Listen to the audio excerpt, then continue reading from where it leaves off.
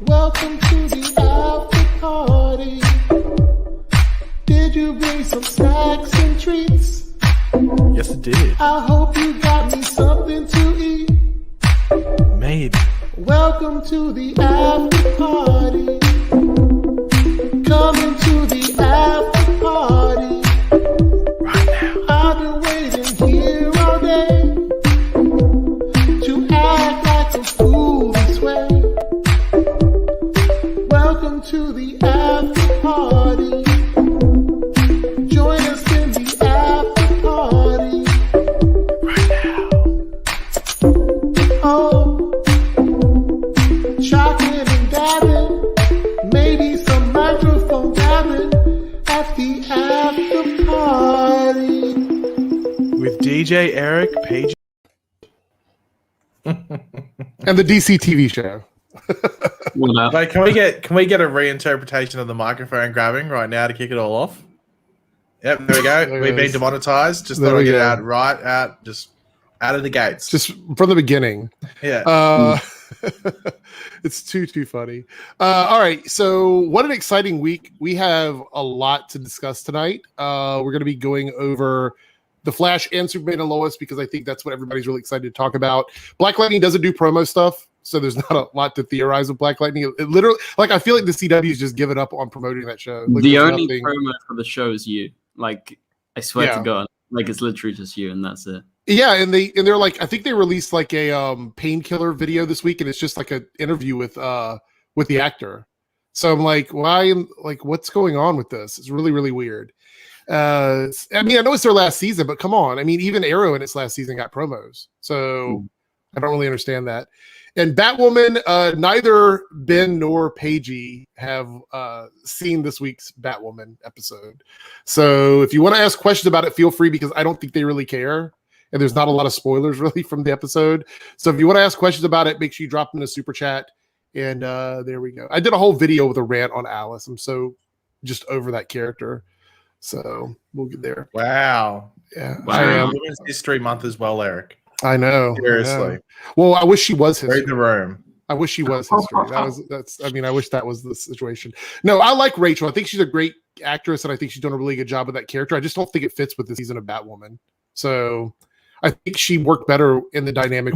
I do wonder. This is my question, and I want to know, like, at this point, what your opinion is. Also, how you think it'll be come episode 19. I think it is the finale for this season. By now, and also by the end of the season, you can have two different opinions. Do you think it would have been a smarter choice for them just to recast Kate for the cleanliness of the story on the show and the show? If they wanted to keep Alice around, I think that would have been the better choice. And I think a lot of the supporting characters as well. Yeah, I think they have to make the definitive decision come the end of this season that if they want to make Ryan work long term on the show, they have to get rid of everybody. They pretty much have to cut everyone. And as I said, Mary was lucky, but even then, I don't think Mary 100% works either. Like, I think Luke is the only one that actually works properly on the show. Yeah. When Ryan's the lead. Yeah, I agree.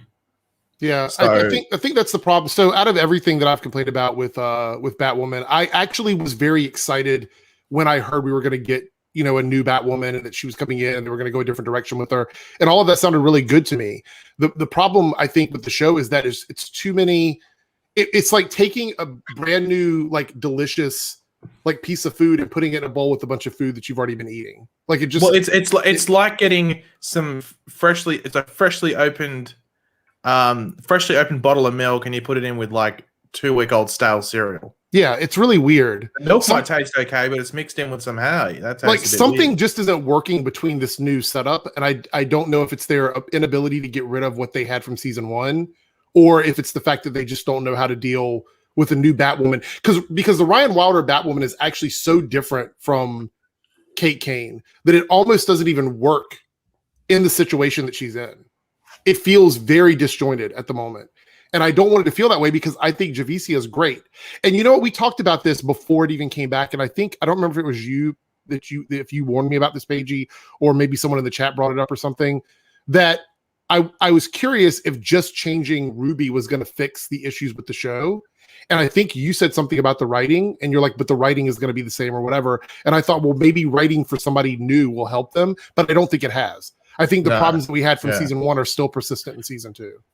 Yeah, I remember saying that because that was all my concerns. Like, regardless of it's an Oscar-winning performance. If it's still like, you could follow the recipe as good as you want, but if everything's wrong, then you're not going to come up with a delicious souffle at the end of it. I really want it to be good because I really like Javicia in this role, but I think they need to reboot. Like, so you were talking about like whether or not they should have recast Kate. So I think personally, they should have just rebooted the show, basically. Like, I think Crisis should have done something and rebooted the show. I know it would have been weird, but I feel like it would have made more sense to just sort of introduce this new Batwoman and maybe keep 1 or 2 characters from last season and get rid of everybody else.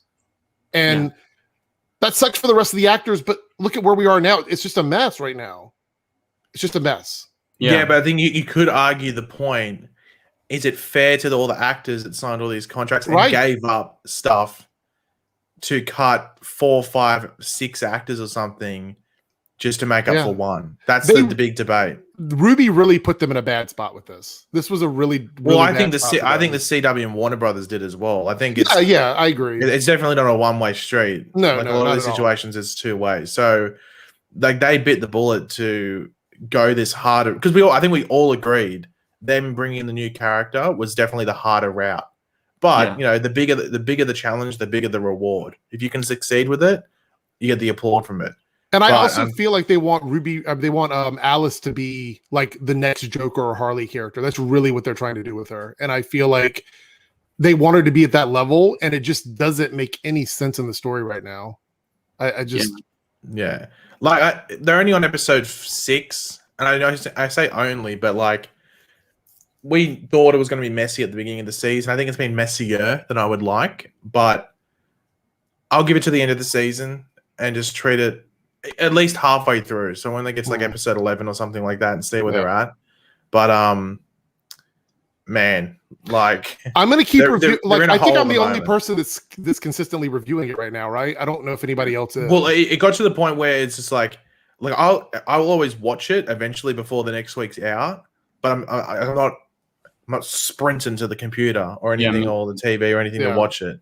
Like, it's on the streaming service here, Binge, and I sat there last night. I'm like, can I be bothered watching it now? And I was like, no, I will just turn on a movie and go to sleep.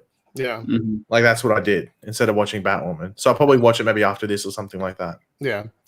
All right. So if you guys have any other questions about Batwoman, I do see some super chats about it. We're going to run through those quickly before we start out. What do you say, Ben? I was just going to say, I don't know if we touched on it last week or not, but they, to do with Batwoman, they cut her out. Did you see that? I did see that. And somebody was saying it was so here's the thing. I didn't pay that much attention to the Legacy of Hope special. Like, I was listening to it, but I wasn't watching it until the trailer came on. So people were saying that was Photoshop, but then it was proven to be real, I guess, that she really was cut out of it. The only thing I could think of is it's a contractual thing. That's really the only thing that makes any sense. I don't see why they would cut her out otherwise. Yeah, right? it just seems a bit weird.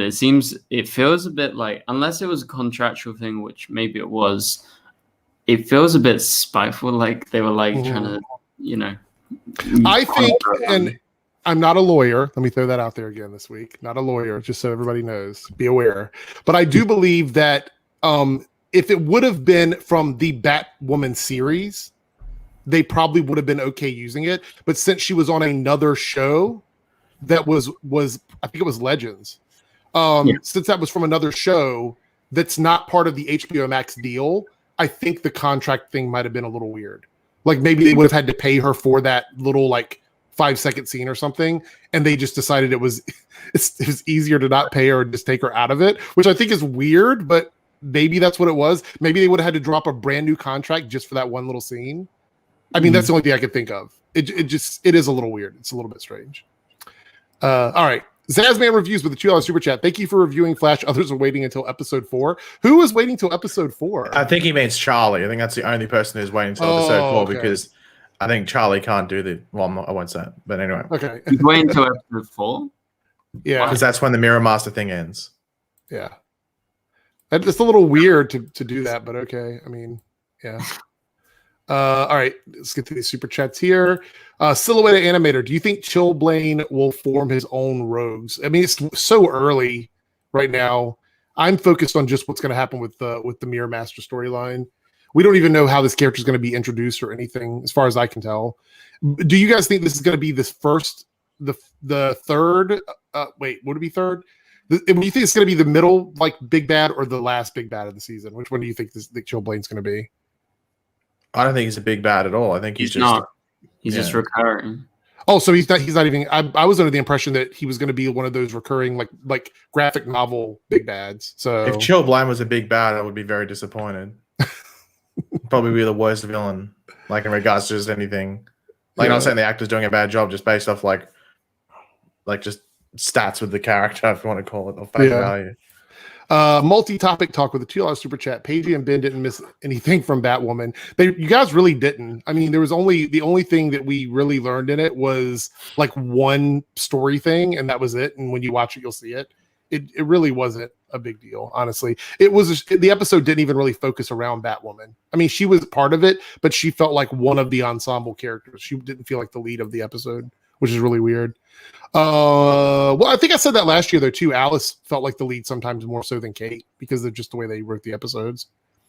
Hood Rat Pat with the 49 super chat. Can we band together and storm CW HQ? Obviously for Black Lightning promos. You're like, honestly, you guys, your guesses are as good as mine to why they're not doing them. I mean, these are like 11 to 15 second promos. I don't think they're holding them off for secrecy. It's the final season. Who cares? I swear to God, like admittedly, I wasn't looking at the screen at that point, but I swear to God, I heard Black Lightning playing a promo last night during the Flash. It's a season promo. It's the same one that we got before the season started. It's literally the same one. Yeah. Which does right. No. And that promo does have shots from multiple episodes, but there's no promo for specific episodes. It's really, it's like a season trailer. It's really strange. Thomas the Tank Engine, always good to see you. $2 super chat. And a Team Eric member. Did you see the scene that we talked about this already? Yeah, the Justice League TV spot. Don't know. I have no clue. Do you guys have any other theories? I think it's contractual, but yeah, probably nice. Yeah. Let's see. I think we had another couple here. Multi-topic talk with a $5 super chat. Ryan Wilder is much better than Kate Kane, but the writing is still off and it should be better. Let's hope season 3 will fix it. Unless they change the writing people, like they bring in some new writers or maybe a new showrunner. I just don't at this point now, I don't think that the character of Ryan Wilder can fix the show. Yeah. I thought she could, but I've seen now we're 6 episodes in, the writing is still bad. They skip over stuff. That's the weird thing. Like things just happen and it's like there's no explanation for it. And I think on a street level superhero show that's based on a family of detective characters, because this version of Batwoman is not like the one from the comics. Clearly she's different. But she's not using gadgets. The fight scenes aren't that great. There's not a lot of detective work going on. She's kind of just running around in the suit. Yeah, I don't. It's really strange to me. Really, really strange. I feel like they, like you guys said, like they literally just have to get rid of all their characters and all the past ties and just start again. I think the one character you can use is like Luke, and that's it. And maybe Mary. Maybe. I mean, I like Mary, but she's again. Yeah, I mean, you're right. Who knows? Team 4 with the $3 super chat. I hope they find a way to bring Tom Cavanaugh back. We're going to talk about that when we get to our Flash stuff. We're going to do a whole segment on the Flash here in a moment. But yeah, Tom Cavanaugh, I don't think he's too good, and he's still in Vancouver. Like, yeah. I don't think, I don't think we have to worry too much about that. Hood Rat Pat with the 49 super chat. To quote Crowfee, step aside, Alice. I'm trying to make it a rest here. So, okay, you guys, this is the hilarious thing. And I talked about this in my video. And when you watch the episode, you're going to notice it too. Sophie went to get something from Ocean and Alice. It's like she tracked them down. Mm-hmm. She was there by herself with no backup. We know Alice is wanted.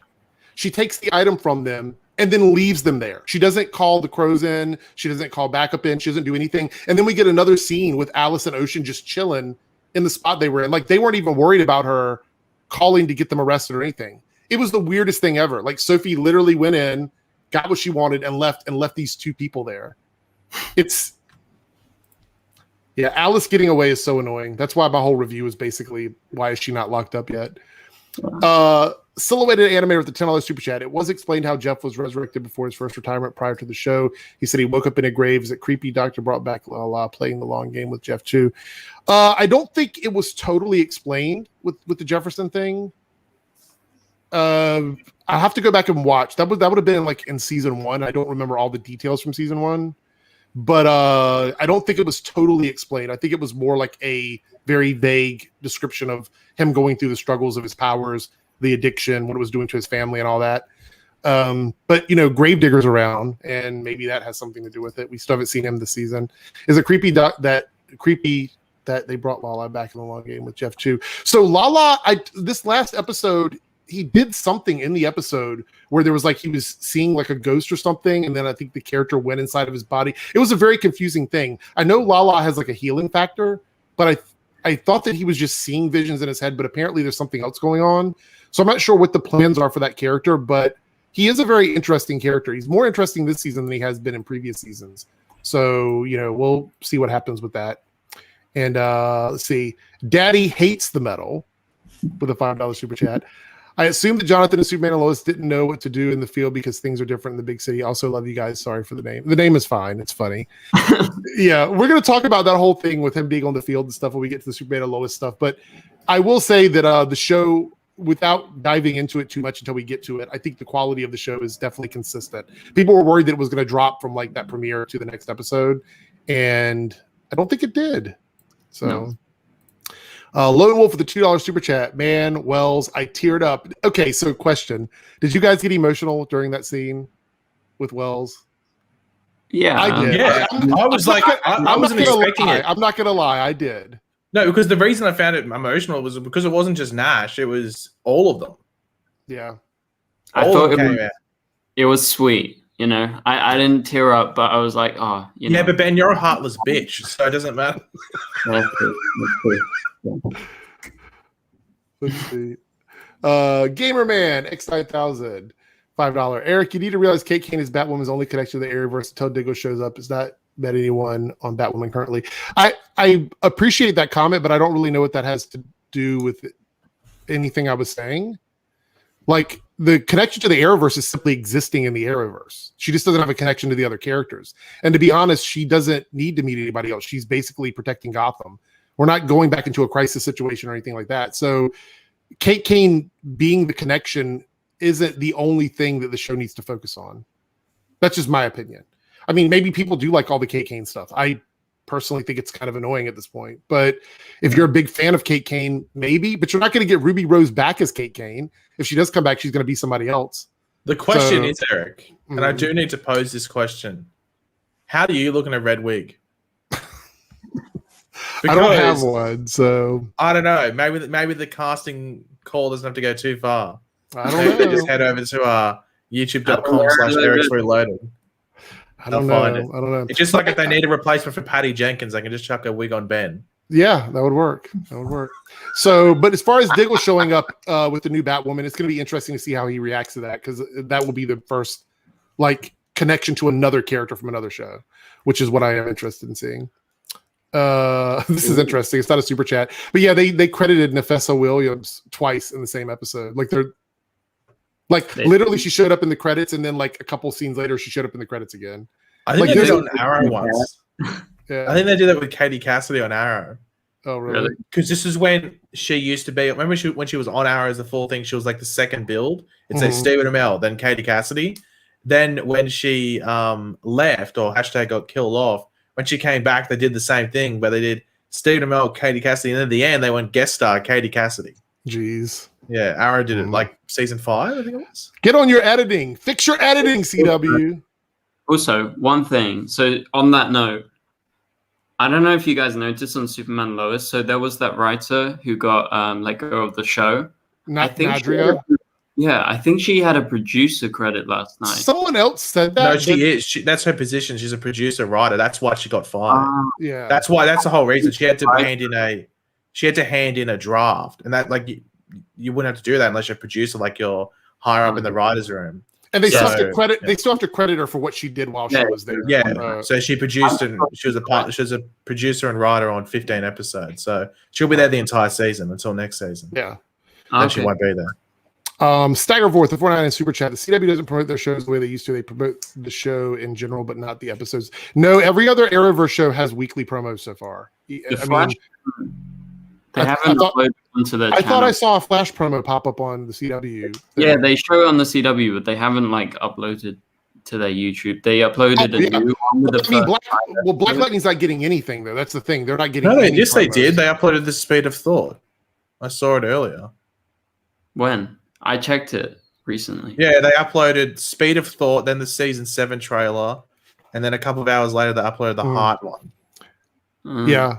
I'm not going to deny that they don't promote stuff the way they used to, because they are trying different things with promotions because of all the new media outlets like TikTok and stuff like that. But I will say that their promotion for Black Lightning is noticeably relaxed. Like, it's not, I say relaxed, it's basically non-existent. The only way they promote it is by showing clips from the previous week's episode, which is a weird thing. If you go on the CW now to look up Black Lightning, they show clips from this past week's episode, but don't promote next week's episode.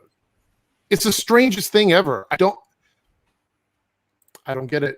I don't get it at all. Eric is angry. I'm confused.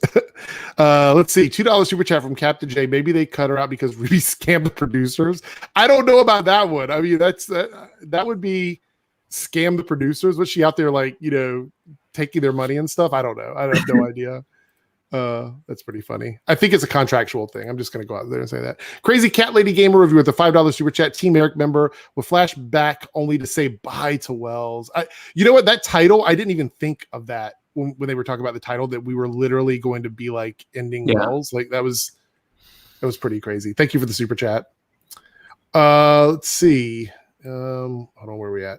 Here we go. I knew we were going to get this question this week. $2 super chat. I don't have time to dive into all this, so we're not going to spend a lot of time on it. You see the new Ray statement about the Justice League investigation? Yes, I'll take this one. We saw it. There's the answer. Yeah, I don't want to dive into it. My opinion on everything that's happened still hasn't changed very much, so there's really not a lot for me to say. The only thing I think you can say is that it didn't help that it was another. I heard it from this person. Yeah. So got that person fired from Forbes. So right. I don't know if it's the smartest thing to put out there. We will revisit this when we get some responses and we get some other people corroborating the story or whatever. Right now, it's going in a circle. Yeah, it's just I feel like I'll be repeating myself. So thank you for the super chat, but we're not gonna spend a lot of time on that. Silhouetted Animator with the $5 super chat, elaborating on the previous super chat. Tobias off the corner, who confirmed that Black Lightning was dead in season 1. They definitely put this plot thing to the side. So yeah, I didn't remember that. So thank you for like bringing that up. So that is interesting. I don't know how much it's going to matter in this final season, because I think they're really trying to focus on what's going on like right now. And I think a lot of people are talking about this because Black Lightning's lightning is changing colors in the episode and there's something going on with him. So I think people maybe believe that there's some sort of like resurrection thing or something in connection with his powers. So I don't know a lot about the comics. So going back to that, maybe there's something there that sort of ties into this. On the show itself, though, I don't know if they're going to dive too far into that. And I'm still curious to where Gravedigger is, because I think he's going to have something to do with the season, because we saw him at the end of last season, and I still have a feeling he's around. We just don't know who he is, because he had that technology that made him look like someone else. I don't know if it's technology, if it was like a power. Silhouetted Animator with a $5 super chat. Wasn't trying to sound hip, ran out of room. Also, Lala speaks to the souls bonded to his body skin. Yeah, so the tattoos on his body are representing the souls of the people that he ends up killing, I believe. That's how that works. So I actually thought about the tattoo character that was in Suicide Squad. Was there there's supposed to be a tattoo character? I know Common played him, but doesn't he have powers or something? Like he can make his tattoos come off of his body and like control them and stuff? Yeah. Isn't that how his powers work in the comics, right? Yeah. Yeah. Well, Lala's tattoos I thought they were going to do something similar with that, but I think they're just bonded to his body after he kills someone. I think that's how that works. I don't know. I'd have to look up Lala's power specifically. I just thought he had a healing factor, but it seems like he's got a bunch of other stuff going on. So need to double check all of that. Here we go. Lone Wolf with the $2 super chat. What if the new Speed Force is Barry talking to Wells? Well, you know what? I think it's a good time to go ahead and jump into the Flash. We're already 25 minutes in, and I think we should probably start talking about it. So this is going to be your spoiler warning for the Flash, guys. Spoiler. You mean the Flash? Yeah, the Flash, the Flash. Spoiler warning, and we're going to change the background now to talk about the Oh, show. we're So a bit technological. we're getting crazy here, aren't we? Can't say anything, but anyway. Yeah, it's okay. It's all good. It's all good. All right, so let's jump into the Flash. This episode was All's Well That Ends Wells. And again, we talked about the title for that. Again, spoilers. We're going to dive into the whole episode here. So all of us have our reviews up. I think we managed to get our reviews up, both reviews for Superman and Lois and the Flash up before the after party, which is why I'm glad that we switched to Wednesdays, because I think it makes more sense this way. So if you guys didn't check those out, make sure you go and watch them after this live stream. All right, so All's Well That Ends Wells, and it actually ended Wells. That's what we got in this episode. This would have been the last season. It would have been like the third to last episode from last season, right? Wasn't this would have been like third last episode. So what did you guys think of the storyline with Wells, the whole like multiversal particles being inside of him? Because I was a little bit confused on why they selected him. Did I miss out on something important, or was it because he was pariah? I didn't totally understand how the multiversal particles were inside of him. I'm thinking it had to do something with the Monitor and him being pariah. Is that accurate? Would you say that's probably how it happened? Well, was he just the last remaining Wells? Because it was. Yeah, but there's a lot of people who are the last remaining versions. Well, technically, wasn't it Oliver that chose it? I mean, is that what we're going with then? That Oliver decided to do that? He created it, so I guess he went. But multiversal particles inside of Wells and no one else having multiversal particles. I thought it was like a weird. Like, I'm not saying it's not possible or that I didn't like it. I'm just trying to figure out why he was chosen. Because no, comic book show, Eric. Yeah, I know. That's what I was thinking. I didn't even think about that. When you're watching the episode. Because of the fact that nobody else was experiencing this, only he was experiencing it, and that's why I thought about it. Plus the fact that I thought it was weird, and in your review page you talked about this with HR. Like HR was also present, and he was Wells a bard. We saw that Reverse Flash Wells was part of his psyche as well, which I thought that was a little. Now that we know what it was, wasn't it Harry? I wasn't sure on that. I was like half. Bard left his body, Eric, last season. Yeah. Right? No, I understand that, but wouldn't this have been tied to the multiversal particles, right? That's what this all was. Am I missing something there? Yeah, what do you mean though? Because why would the Wells of Bard character be inside? Because we were talking about like HR and other characters that didn't die because of Crisis, right? That like it ties to HR and stuff. I don't know why. My only logic around is that there's infinite Earths, so maybe there's another Earth where there's an HR. It's exactly the one we hung out with. That's my only logic around it. Yeah, I think it's the only thing that makes sense. Yeah, it was a little confusing to me, and that's it. But we get this unless you make the argument that even if the person's dead and their body is still there, the multiverse particles can come out of their dead body.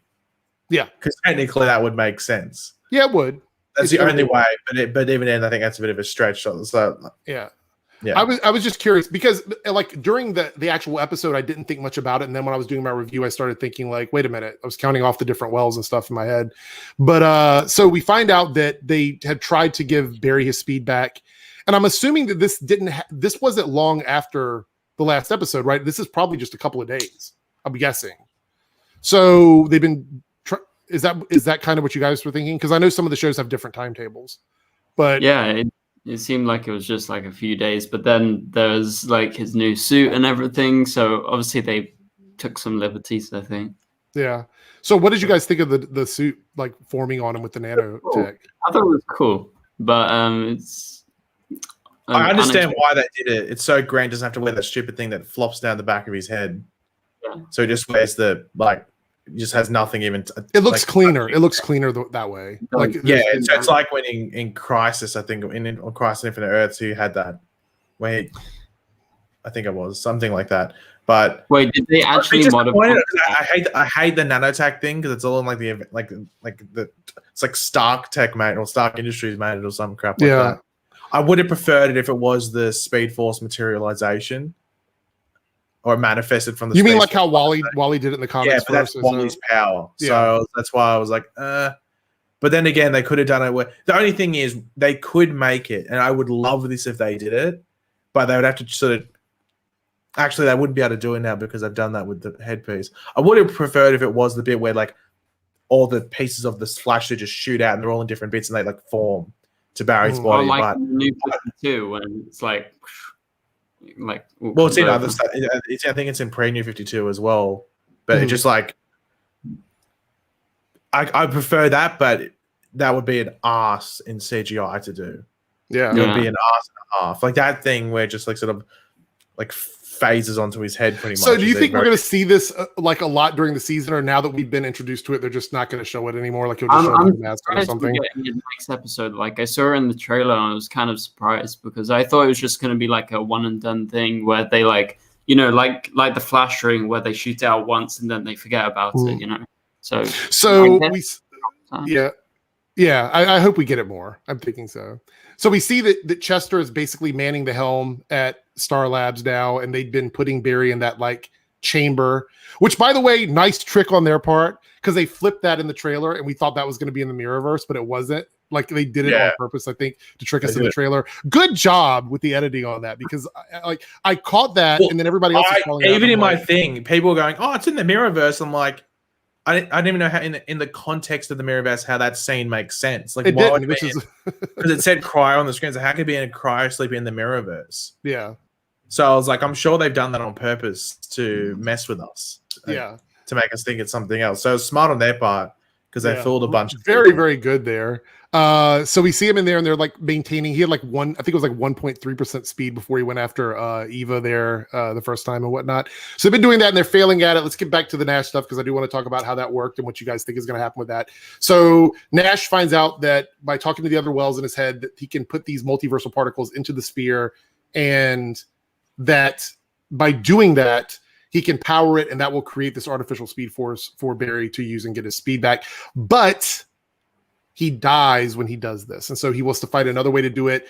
He goes through back and forth trying to figure ways out, comes up with this idea with Allegra using her powers to contain it inside the sphere. They try it. It doesn't work, and we end up with Barry with all these Welleses in his head. And I thought that was hilarious. It was really the only funny part of the episode. I think they contained the humor to that one, that one segment or whatever. And I thought that was pretty good. Did you guys enjoy that? I thought it was fun seeing like Grant pretend to be like all these different versions of Wells. Yeah, I really enjoyed it. Like especially the Sherlock Wells. Like that bit was really fun. Sherlock. Yeah. Sherlock. So Sherlock. I will say I didn't miss that joke, but because every week when we watch it was like that. But it was funny hearing him do it, and I think he did a great job. And the truth is that Grant and Tom spend so much time together because they're really good friends, that I think he pretty much knew like all the mannerisms and everything. Also, it was funny when he did was it HR, and he was like totally just like, obviously it didn't sound the same, and he's not like doing an accent, he's doing like a version of an American accent, and I thought that was funny. That was pretty funny. So we had that, and I think Paige, you said you enjoyed that, right? In your review, didn't you mention something about that? About the Yeah, I wish Eric Wallace didn't hype up that bit though. I hate the fact that in the interview he goes, "It was the funniest thing we've done." Yeah, and I was like, "It really wasn't." Like it wasn't, absolutely. No, Apartment 4 is funnier than that. It is. It legitimately is. And Apartment 4, I don't think was actually meant to be that funny. Right. But Apartment 4 is the best meme that's come. I don't Apartment even 4 and this house is bitching. Yeah. The fact you don't remember Apartment 4. I think that's the most I've laughed on the show because it was so stupid.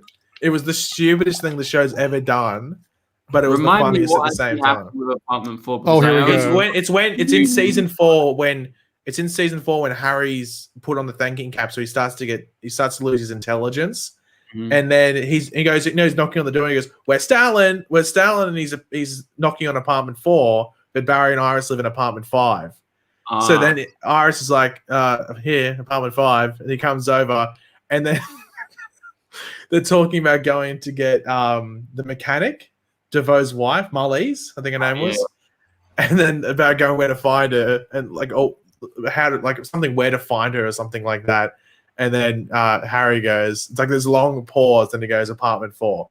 Stupidest thing, but you got to watch the scene. Me saying it isn't like the best. I will check it. Reenactment, but so through trial. But that's the thing. Season 4 had the two best memes. It did. honestly. But season 4 tried so bad to be funny, and it just wasn't funny. Yeah, Like, it's Ben. It's once again. I'm gonna throw back to it. You're a heartless bitch. So All right, so we figure out that Nash has this like coming of hero moment or whatever, where he wants to do this and he wants to like sacrifice himself, and so we have this big emotional moment. Which again, having all of these different Welleses talk to Barry and say goodbye to him, I was just like, I couldn't contain I'm sitting here like, I was really, really upset about this because I'm thinking like they're not going to get rid of him, right? And then when they start going through that, I'm like, yeah, he's gone. This character's gone. And especially when we brought back, Earth 2 Wells, because that's the one that I think I enjoyed him the most out of all the Wells that we had. And we had that moment with him. And he sacrificed himself to give Barry his speed back, which I thought was a great moment. We see Barry running around and he starts to get the speed force back. So this begs the question, though, is this going to be a sentient speed force like the one we had before, or is it just a power source? Theories. What do you guys think of it? Just quick off the top. Yes, no. What do you think? Eric Wallace said it's not a permanent thing. Okay. So I think that's maybe why he's wearing the tachyon device as well next episode. Okay. Yeah, I think they do speed readings and they realize it's not really a I'll say stable source. I reckon like Barry's like overloaded with energy, so he's not stable himself. Maybe that's why he has to wear the tachyon device. But yeah, because I didn't really want the artificial speed force to be a thing anyway. I sort of hate the idea of it. Yeah. I prefer just them to actually fix the old speed force. I don't think they're going to do that, so I don't know what they're going to do. I'm intrigued by it to see what they do. Then it also makes you think like, if what another about speed, all the other speedsters? Yeah, I was going to say like if there's other speedsters, where does there like obviously we know where Godspeeds was going to come from, but if there's other ones, like where do they tap into? Like if it's not negative. And I don't think Barry's going to be able to like share his artificial speed force with like every speedster, even if he wanted to. So right. Well, on top of that, having that device there running to give him connection to the speed force seems like a very big vulnerability for him. Yeah, so someone can like destroy it. What if somebody had EMP powers? They could go in and just turn it off. Like it's really not a great thing. So yeah. So, but I was saying though, because he said he could feel the love that Wells had for him, like through the Speed Force. So I was thinking, wouldn't it be kind of cool if Wells became the new visual like person for the Speed Force? I think that would be kind of a neat way to keep him around. I think one of the trailers sort of gave that away. Oh, which one? Because I didn't see it yet. The one that, not the fandom one, the second one, because you see Barry talking to someone in a dark room, and it's Earth 1 Harrison Wells. Oh, was that what from it the night of the was? particle accelerator incident? Yeah, I didn't even think about that. I just thought that was a flashback scene. you can see from the back, and it's clearly him. Okay, sounds good. So that's cool. What did you guys think of the OG or the new Team Flash versus like the OGs? Because we didn't have Caitlin and Iris and Cisco. We had Chester, Allegra, and Nash there. It felt a little as a season premiere to me. It felt a little weird, but I realized that it's a episode after what we got at the end of last season. Yeah, so, no, it was interesting. I liked Chester and Nash. I thought they were very good. I still feel like Allegra, I don't really like her that much, but I kind of am warming up to her. But she's sort of like, I feel like she's a bit of a shoo-in. I don't know. I just never sort of got used to her yet. I can see that. Yeah. She actually gelled better, I think, with the Team Citizen stuff than she does with the. Yeah, I agree. Yeah. So we had those characters there. I thought that was kind of fun. We know Cisco's coming back. A lot of people are like, "Where's Cisco?" I'm like, it's weird because of the time period or whatever. All right, let's talk a little bit about the Eva stuff because we got a big reveal in this episode with Eva, and just the fact that she can now use her fractal powers to move like at the speed of light. That seems really broken to me. Like that's broken in the sense that it's not that I don't like it. It's just like that's extremely powerful, especially when the Flash is the hero you're going to be fighting against. Like this is crazy to me, and I think her finding out at the end by looking at the flash drive, seeing this video of what actually happened, where Joseph Carver saw Eva on the floor dead, and she finds out that she's like a mirror copy of her of Eva. What does this mean for this character? Because now she did all this stuff thinking she was getting back at him. She was never Eva. She's just a clone or a copy or whatever. And on top of that, we find out that she created Sam Scudder, the original Mirror Master from like a few seasons back. So they're kind of tying all this together. Thoughts on this? Is this going to change her and make her like more evil than what she already is? Or do you think she's going to continue to pretend to be Eva at this point? Because I don't think there's any reason to now. Like, I think like I don't know necessarily makes her more evil, but I think it definitely changes her plan. Yeah. Because I think it gets to the point where it's like, well, can she actually live in this? I think she's going to have to get to the point where she's going to have to try and change this world into what she came from. I think that's what the next 2 episodes are going to be. okay.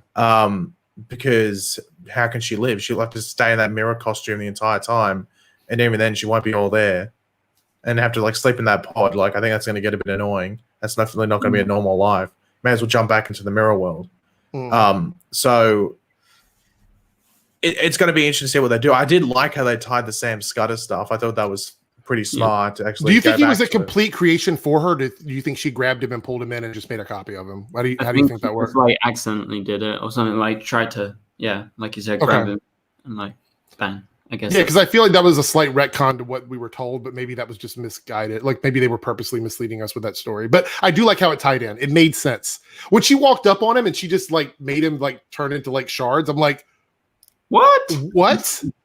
Yeah, I was like, wait a minute, she had that power? Like, if she could do that, like, who could stop her at that point? But when they explain that or whatever, that's how it happened. So excited to see. Before we wrap up this segment, go ahead.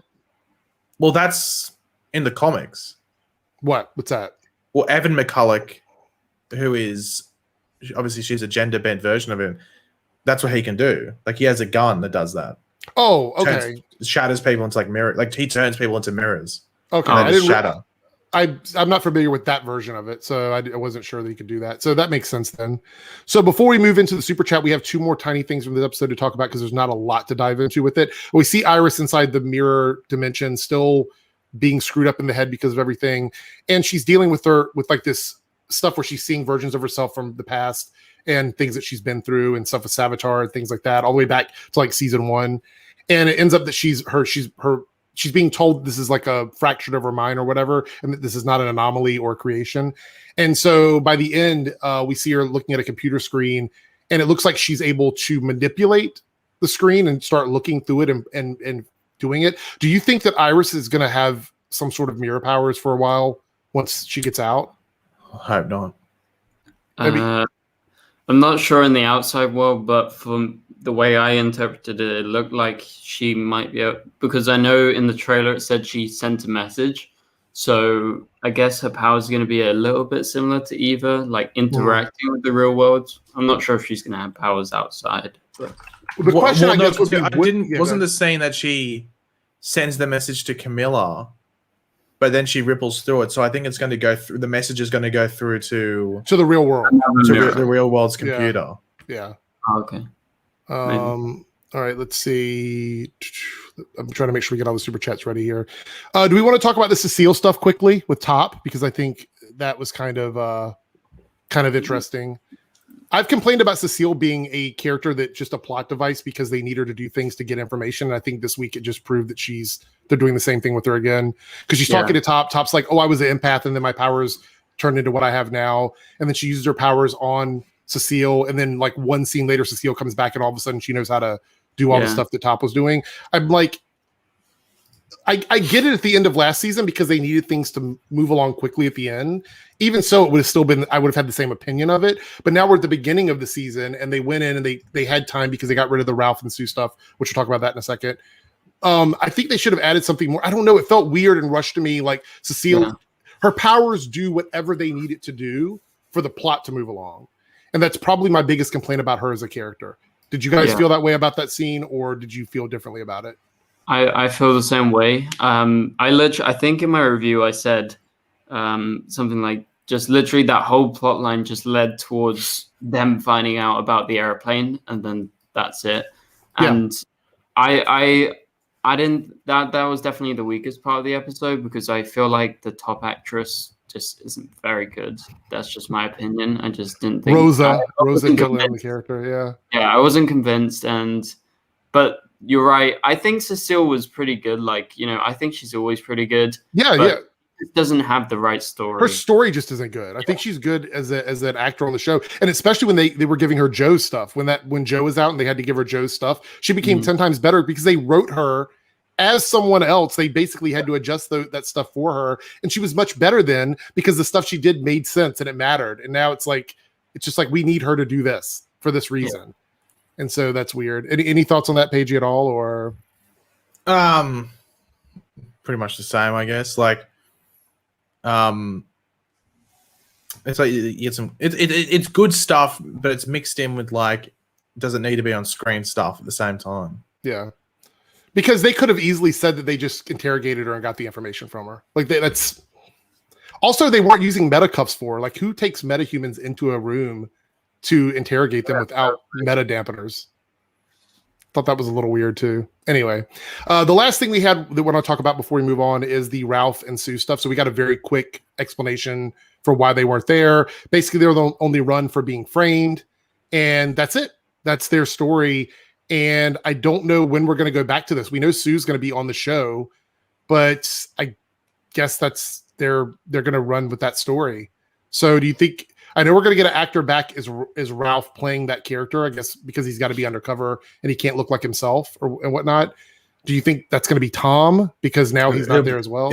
It'll be Tom. Yeah. Okay. I'd be surprised if it's anyone else. What about you, Ben? Thoughts on that? What was that? What makes you think it would be Tom? I don't know. I never thought of it. Because if I think of someone that can do comedy, it's Tom. That's true. That's true. Yeah, and since he's not playing a Wells, it makes sense that he could come back and be Ralph for like 4 episodes if he's not Wells. I mean, yeah, I would like, the more Tom, the better. Right. But I don't really know what's gonna go on with Ralph. They said there's gonna be that goodbye scene. I don't know what episode it's gonna be. I kind of presumed it would be like by the end of episode 3, so they can just move on past that. Right. Okay. All right. So I'm going to ask the chat what you guys thought of the Flash down in the comment section. Give us your scores 1 to 10. If you want to know what we thought of it in detail outside of this, make sure you go to all of our individual channels and watch our reviews. They're up and available for you now. And before we move on to our next topic, let's answer some super chats. Roderick here with the 49 super chat. It's going to be weird as hell to see an Arrowverse regular in the Superman and Lois aspect ratio. Do you guys, are you anticipating them changing up stuff for that? Or do you think that it's going to be fine just seeing them? Because it is a different, visually, it's different than the other shows. Well, Batwoman doesn't use the 16:9. Like theirs is, they have the black bars on the top and bottom as well. Mm-hmm. Yeah. I think it's just that, just due to like the actual equipment that Superman and Lois uses, it looks different. Yeah. They do wider shots because they're not in town. They're in a place where they can. Well, yeah, that's where they get some like budget, well, not additions, but leniencies. Yeah. But yeah, Batwoman uses it as well, so technically we've already seen it. Yeah.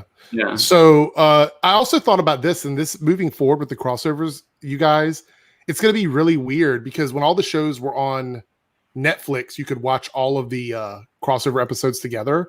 But moving forward, we're going to have like Flash on Netflix and then like Superman and Lois and Batwoman on HBO Max. Like if you want to watch the crossovers, you're going to have to like watch it on multiple platforms probably. Well, unless Warner Media can buy CW, then they can make the actual thing an individual event. Yeah. Which I actually think that would be better, don't you? Max. Well, yeah, I don't know if I think they'll eventually buy the CW.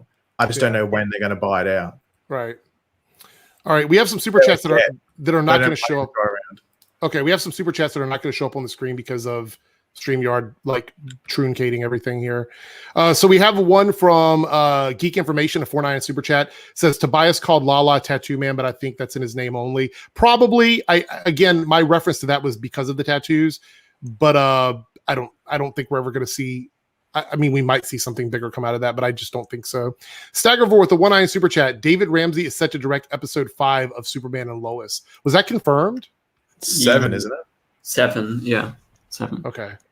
All right. Yeah, I was going to say 5 didn't sound like what I'd heard before. Like 5 is done. Yeah. Multi-topic talk with a $5 super chat. We get the multiverse this season only to get a new character played by Tom Cavanaugh. Not a but maybe brand new character. Any thoughts, guys? So I think we're talking about like bringing in another character that's not a Wells. I mean, I think Ralph would be the most likely thing to get from Tom that isn't a Wells, because I think they kind of want to keep that going, like the Wells stuff. Do you guys think we'll get another character from Tom this season other than like a Ralph, like another Wells, or do you think they'll just not introduce a Wells? Because I think we're going to get one this season, right? I'm not 100% sure. I don't know. It depends on how long it takes them to introduce the multiverse. That's really what it comes down to, I guess. Let's see. Silhouetted Animator here says, I take it HR's particles might be soul related. No, I just think they're multiversal particles that contain the essence of the other Wellses. That's what I think. I don't think it. I mean, soul would go into like spiritual stuff, and I don't know if they would do that. They might. You guys have any thoughts on that at all? Not really. Okay. Lone Wolf with the $2 super chat. I wonder what's going to happen to Bloodwork. Has it been confirmed that he's coming back this season? No. Okay. Just in episode 4 with episode 4 or 5, whatever it is, with Abracadabra. I think it's episode 4. There's that CGI thing, which we assume it's Bloodwork because they use the same model. Okay. But I don't know if they would have brought up whatever his name is to Sentinel to do the do that. Like, why would you fly him out for 2 weeks to have a guest spot? It's not like he's the main. If they do it, maybe it's just the CGI creature. I assume it's CGI, and then maybe they got him to do some voiceover if needed. Okay. Captain J with a $2 super chat. Thoughts on the JV team, Wells, Force, and Cecile's new power? We kind of went over all that already, so I'm going to refer back to like 10 minutes ago. If you missed it, just come back and watch it on playback. But thank you for the super chat. Jordan Patron with a $5 super chat. Did the episode just hit Mina Darwin, aka Fast Track, saw her name and knew she was a Star Labs employee speedster involved with Black Hole? We saw that on the paper, right? Wasn't there a paper that Chester was reading that had her name on it? There's a quantum physics book. That's it. I knew it was something that had her name on it. So do you think that's just an Easter egg, or do you think we're actually going to meet her? It's kind of whatever they're getting at, I guess. I don't know. No one was talking about it, eh? Like, I didn't even see it when I watched it either because it was so quick. And then I was going through my things. I was getting screenshots of the episode. I was like, hold on. It says Mina Darwin. Like, what the hell? And I looked online. No one was talking about it. So I posted the screenshot online. Everyone was like, oh, my God. So I don't know. So I don't know what they're going to do there. The thing is that and I'll probably do a video talking about it more about it over the weekend. Yeah. But well, it's so new. I don't even know what to think of it at the moment. Let's just say they planted seeds in the episode outside of that book. Okay. Let's just say that. All right. We are caught up on the stuff that's off screen super chat. Now we're going to answer the ones here. We have Eric Haney, $4.99 super chat. How do you think Iris will get? Yeah. How do you think Iris will get out of the mirror world? And I originally thought that it was going to be Barry helping her, but if she could manipulate the mirror world, she might find a way to get out herself. Would you guys prefer Iris to figure it out herself or for the team to help her? Like, how would you? Because, they get a lot of crap for creating a damsel in distress storyline. I don't know if they're going to do that or if they're going to actually try something different. I'd sort of prefer if she figured it out herself. Maybe, I don't know, maybe she can't do it 100% herself just because of limitations. But I prefer if she's the driving force behind it. Like, she did like 80, 90% of the work. Right. Then, any thoughts? Oh, good. Yeah, just because inside the Mirrorverse, they've been sitting there going, oh, we've got to figure out a way to get out. Like, so it'd be really annoying if you spent all that time with them trying to figure out how to get out and someone else does it for them. Yeah. Like, that'd be really annoying and almost like a waste of time. Yeah, I'm not sure. I feel like it can go either way. I'm not 100%. Okay. All right. Lone Wolf for the $2 super chat. How do you think the speed thinking will work? So this was pointed out to me. I didn't realize that this was a specific skill that he uses at a certain point. I thought they meant just him generally thinking fast, but this is a specific power that he has. Now, Paige, you talked about this a bit online. Do you know the details of how speed thinking works in the comics? Like, I'm not too familiar with the exact details of it. Yeah, I think it was introduced in the New 52, and it's pretty much just like a New 52 has got some issues, but Jesus Christ. Anyway, it pretty much like allows your brain to process large information for a longer period of time that you can hold it. The issue with Barry before is that he could read a book fast and be like, oh, okay, now I know how to build a bike from scratch. But it goes away quickly, right? He'll forget it in like 10 minutes, an hour, depending on how long the book was, how complex the information was. with speed thinking, that's not like it, but it does bridge further outside of that if you really want to dive deeper into it, where he can see the multiverse. Okay. And he can see timelines and stuff like that. He doesn't actually have to travel to them. That's overpowered. I don't see them doing that. One, because we actually haven't tapped into this new multiverse as of yet.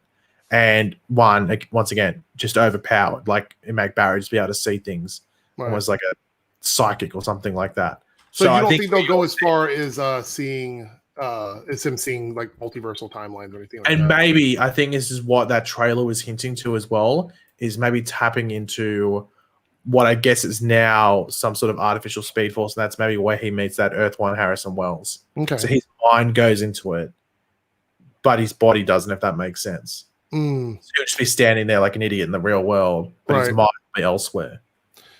Okay, well, that's interesting. I'm curious to see how they're going to do it in the show. Hopefully it's not one of those things like Flash Time, where it's so overpowered they can't really use it again. Well, that's why I hope they don't go that extra mile, which I don't think they will, just because we haven't set up to tap into that yet, the multiverse again, and there's no evidence that they're going to do that anytime soon. So I think they're just going to go sort of like the basic stuff of it, because if they did another Flash Time, it'd be a bit of a worry. Right. So we're going to answer a couple more super chats, and then we're going to jump into Superman and Lois and go through that quickly.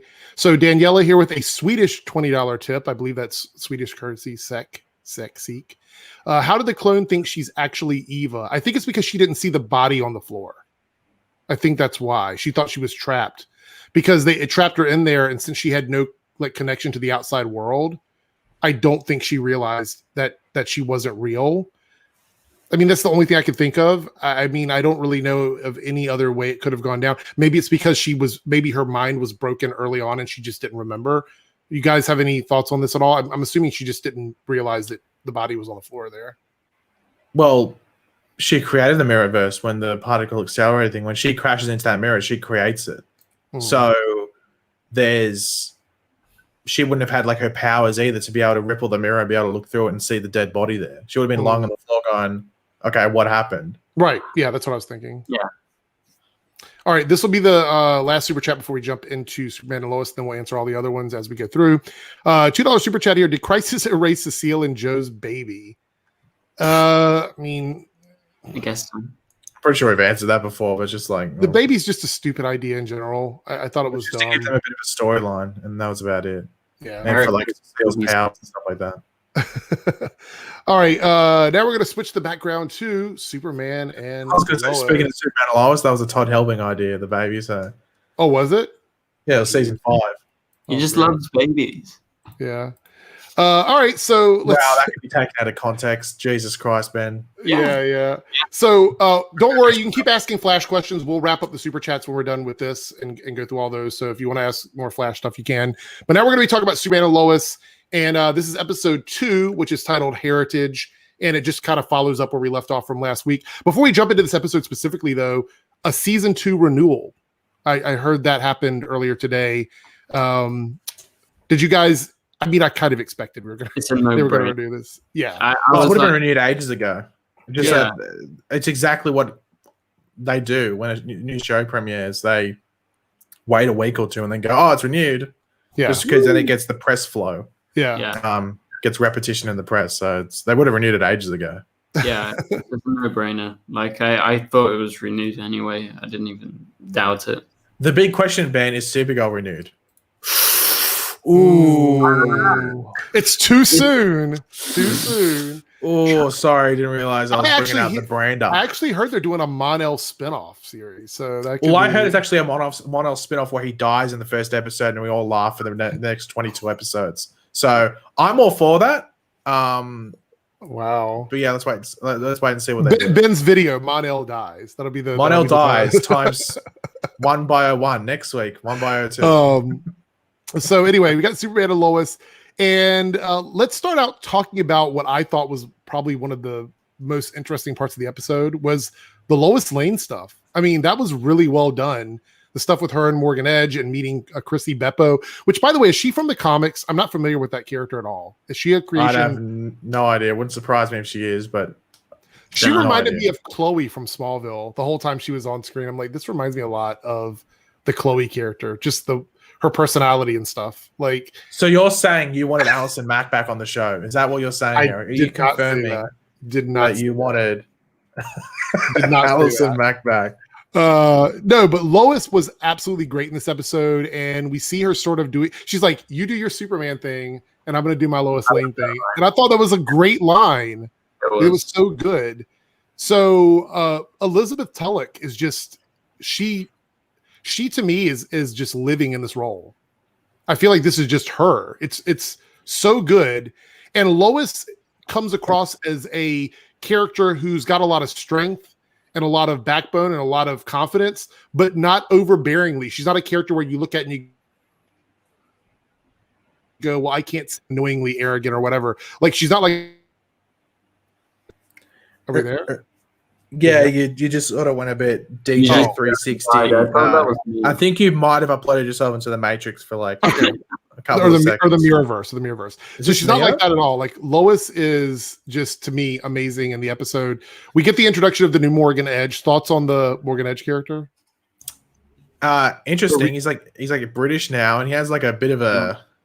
It's got a bit of a like a jungle theme song. I was like, what's with the drums in the background? So I know we just met him, but do you think this is gonna like? I feel like I don't think the other Morgan Edge would have fit in the Superman and Lois. No, yeah, I agree. Like, this version of Morgan Edge, like, I'm fine with them recasting and rebooting. Essentially, I was surprised. I thought he was pretty good. Like, obviously, he didn't have too much in the episode. Number one, I was very happy that his accent was real and it wasn't like some person faking it like Amunet Black, like Amunet Black. Oh my god, the CW shows have a bad track record, so well done. And yeah, so I was. What do you mean? Amunet Black was very accurate based on my interactions with you, Ben. Right? Yeah. But I said this before in a previous live stream. Going off topic, Amunet Black sounds like one of my friend's mums from high school. She was British, but had been living in Australia for like 15, 20 years. Okay, and so she yeah, like Amunet Black. Probably English accent, but they do it with an Australian twang. Twang? Twang. Twist. Let's go with twist, Ben, because people might take out the T and might misinterpret your words, and we can't have the after party being used for slanderous content. So, yeah. So we have Lois going to this town hall meeting and seeing what Morgan Edge is doing, and she's under the impression that he's got this insidious thing going on. I mean, obviously that's what's going on, but she stands up for it. She doesn't take any crap from him, and she tries to run this story. Now, Ben, you as a writer, right? You create these articles and things that you upload for the press. How would you feel? What was that laugh for? Are you referring to his controversial reviews on discussingfilm.net, as in his cherry 4-star review? Oh. When everyone else thought it was the worst movie they've seen in the past year. I didn't know this. But if you were to I saw that controversy, and I saw the other discussing film people getting like the flack for it. I said they're going, Ben must be laughing. No, I am. It happens every time. Like, I give Wonder Woman a good review, then everyone freaks the shit out, and I'm like, nice. Yeah. It's funny. Can we get 5-star Batwoman reviews each week on discussingfilm.net? Yeah. So with this whole Lois thing, with her writing the story, if you were to write a story, say for example you were writing for someone and they published it, and it's like you were trashing this movie that you absolutely hated, and they were like, oh, we're just going to change this, and like your Cherry review, because I'm sure you wrote an awful review for Cherry and they changed it and made it good. So like when they did that, if something like that did happen to you and you were changed that way, would your reaction be the same as Lois's? Would you be that angry about it where you would just go off? Is that something that would like trigger you or whatever? I don't know. Like, I feel like you need to get used to being edited, and apparently she's not used to being edited. However, she got completely twisted, and they twisted her words. So maybe, yeah, I think her reaction was totally reasonable, because he's basically preventing her from saying anything that she wants. Well, and especially in a paper like the Daily Planet, which is the biggest paper in Metropolis. So he did the right decision. Okay. She gave him the biggest L when she walked into that board meeting. And like, as I'm watching this, I'm like, wait a minute, is she just going to roll up in this meeting? She just did it unannounced, walked over to him, called him out in front of everybody, dropped the paper on, and I'm like, what is this going to say? It literally just said, I quit. Like, Should have that's, just said L. That's it. I don't know. I am loving Lois. She's like probably one of my favorite characters in the Arrowverse right now. Like, I just really, really enjoy this character. It's something about her that just works. And I like that she's not, that they're not taking away from her story. You know what I mean? Like, we've got so many characters that are mismanaged on the shows. Whereas I think Lois is doing exactly what she should be doing as a character. I don't feel like there's anything wrong with anything that she's doing. It all makes sense. It all works with her. She's a reporter. She does reporting stuff. She does investigative stuff. This is all, it's great. And it shows, what Superman and Lois shows is that you can include a character like that on these shows, make them interesting, make their stories work, and you don't have to like pigeonhole them into another person's story. Mm-hmm. All right. Any thoughts from you guys? I loved it. Like, I really love Lois. I agree with you. And you know how much, like, Kara is one of my favorite characters in the Arrowverse, but I don't think they've ever really explored her reporting side that well. And I think this show is showing what they should have done or what they should do with Kara's reporting side, but they always barely touch on it. You know, they go to an event, that's it, you know. So I think they're doing the journalist stuff right. Yeah. Any thoughts on this at all, Paigey? Did you like this part of the episode or the stuff with Lois? Yeah, she just, let's get demonetized. She took no shit. She just went, stick it up, yeah. I'm not listening to you anymore. You're going to mess with my article. I'll mess with you. And I reckon that's going to be Morgan Edge's biggest mistake, because I can see the downfall of Morgan Edge starting now. It's going to be Team Smallville Gazette handing out the dab, handing out the L, handing out the chalk, and you never know. Yeah, handing out the twerk at the end of the series. You never know. End of the season. Or Yeah. Morgan Edge might be the one twerking in prison. or chalking. He might be chalking. No. Lois Lane will be chalking as he's getting taken away. Well, that makes more But sense. he might be twerking in prison for some handouts. So Yeah. let's see what happens there. And I absolutely love her relationship with Clark. It feels real. They have great chemistry. Like, as far as like casting characters in a couple, just it works between the two of them. I genuinely believe them when they're on screen, and that's something that's hard to do on shows that are done and filmed the way that Who's this? So Lois and Clark, those two characters have great. Oh yeah, they have good chemistry. As we were saying last week, how like of our most recent iteration where the chemistry wasn't that great. #movies. Yeah. The chemistry here is actually good, Yeah.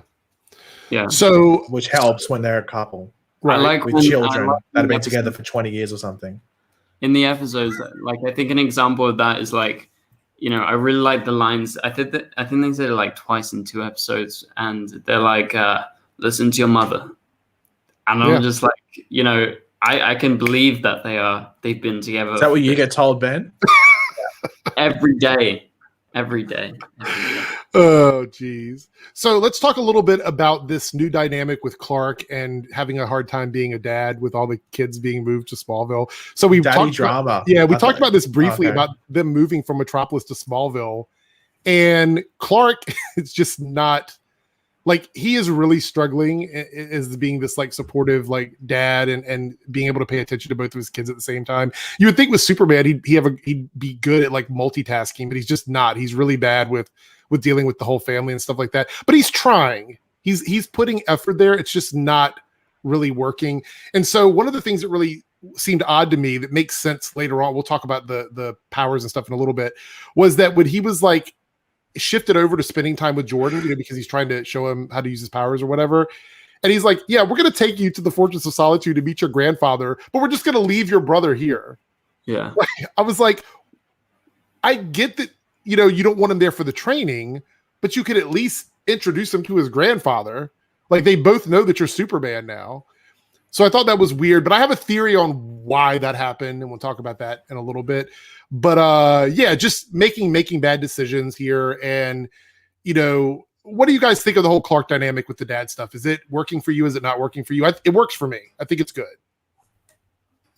Yeah, I like it. And well, obviously when they did that thing where they took Jordan to the fortress, you kind of got a feeling that there was going to be this conflict because, they're separated. He's caring more about the other kid. And, a big thing is they kind of need this father figure, I guess. Well, it seems like it. So, yeah, I like it. What about you, Paige? You enjoying the fatherly stuff with Clark there? Yeah, I think it's solid. I think it helps that Todd Helbing is doing it because he's taking it off his personal experiences. So it probably helps that he's sort of like ushering what he wants to do with it, which is always good. I always like it when there's like a personal element as to why you're doing something. Because there's all those stories where they like the first thing is that it was going to be a boy and a girl. Those were the twins. So, but he changed it because of his personal stuff. So I actually sort of like that, and I think it works with the show. Yeah, Josh Z with the 4.99 super chat again. I'll throw in super chats now and then if they're on topic here. Getting supernatural type vibes between the boys of Superman and Lois. Writers have definitely seen that show because it's just as believable to me. So again, talking about the 15 season I think show there on the CW Supernatural, and obviously the Winchesters and then the Kents here. I think that's a fair assessment. I mean, clearly that show had something that it did right. So I'm not going to say I'm too surprised that they would take elements for that. Cody here with the $5 super chat.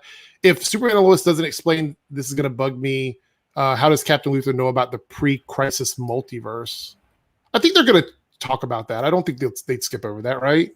I mean, I feel like we're going to dive into that because based on what we got at the end of this episode, it tells me that they're not going to shy away from talking about what happened on this planet.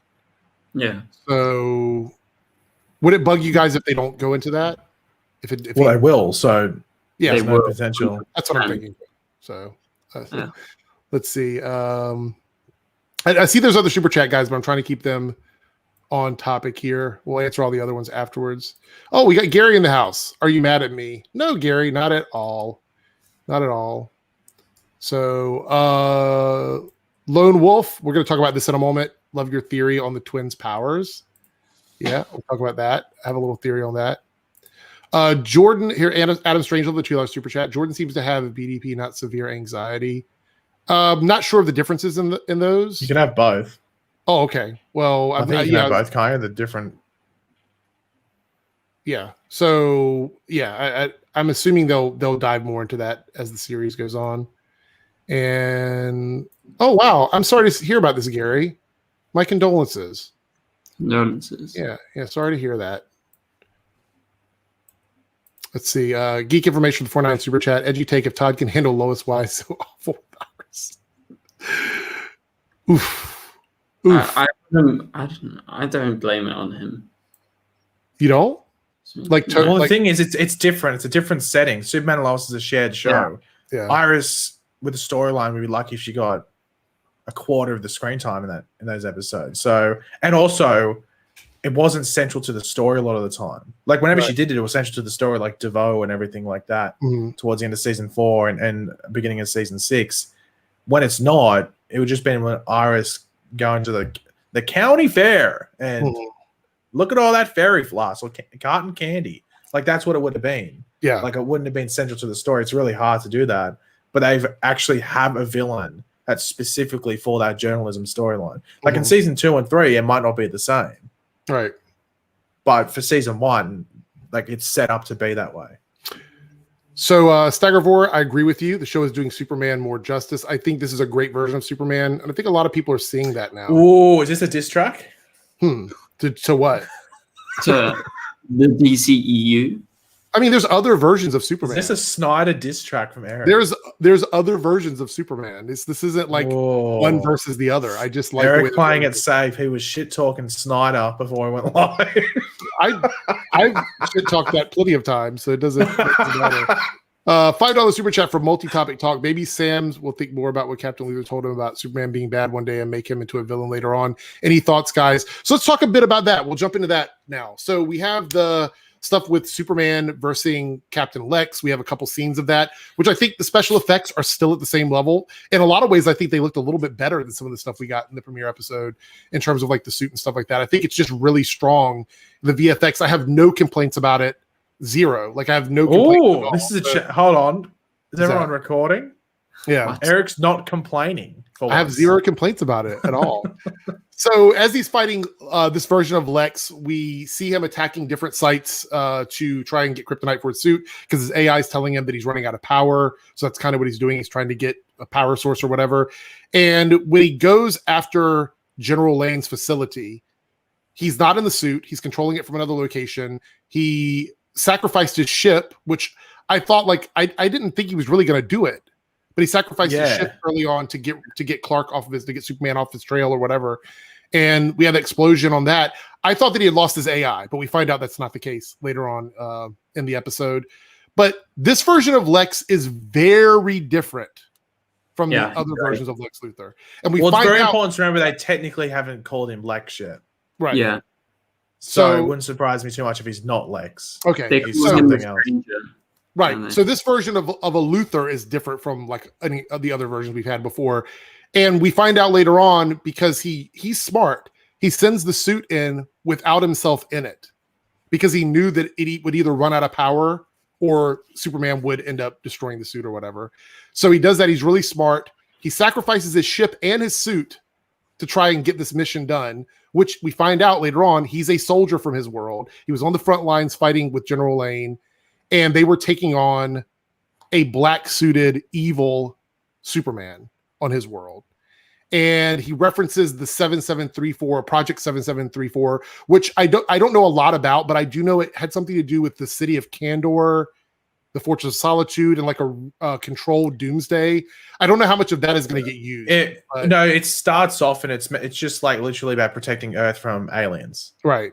But all that other stuff's included in the story. It's involved in that, but it's sort of it plays off on that. So, the candle thing is that candle gets brought back to its normal size, and then all of a sudden on Earth, though. Right? Yeah, all of a sudden there's 500,000 or hundreds of Kryptonians with powers, and General Lane's what the hell, and he gets super scared because the Project 734 is already there, so he's already trying to protect the Earth from aliens, and all of a sudden there's this massive emigration of all these aliens, and he's like, well, what the hell? So then it leads into all this other stuff, because I think going into this I was very curious what they're going to do with General Lane, because in the trailers it seemed like he was an ally and everything like that, but General Lane a good amount of the time is not an ally of Superman. He's an antagonist. So I am very curious to see where they go, because I didn't see them going down this route. I thought he was just going to be a supporting character, but now he sort of gets folded into everything. So it's not Captain Luthor versus Superman. It's now Captain Luthor versus Superman. And General Lane's on the side going, "Hey, I'm a bit suspect of you as well." Mm-hmm. So I'm very curious to see where that goes now. Also, one thing. So I noticed in the episode, this version of Lex keeps on saying. So when Lane, he says Superman, and he's like, don't call him that.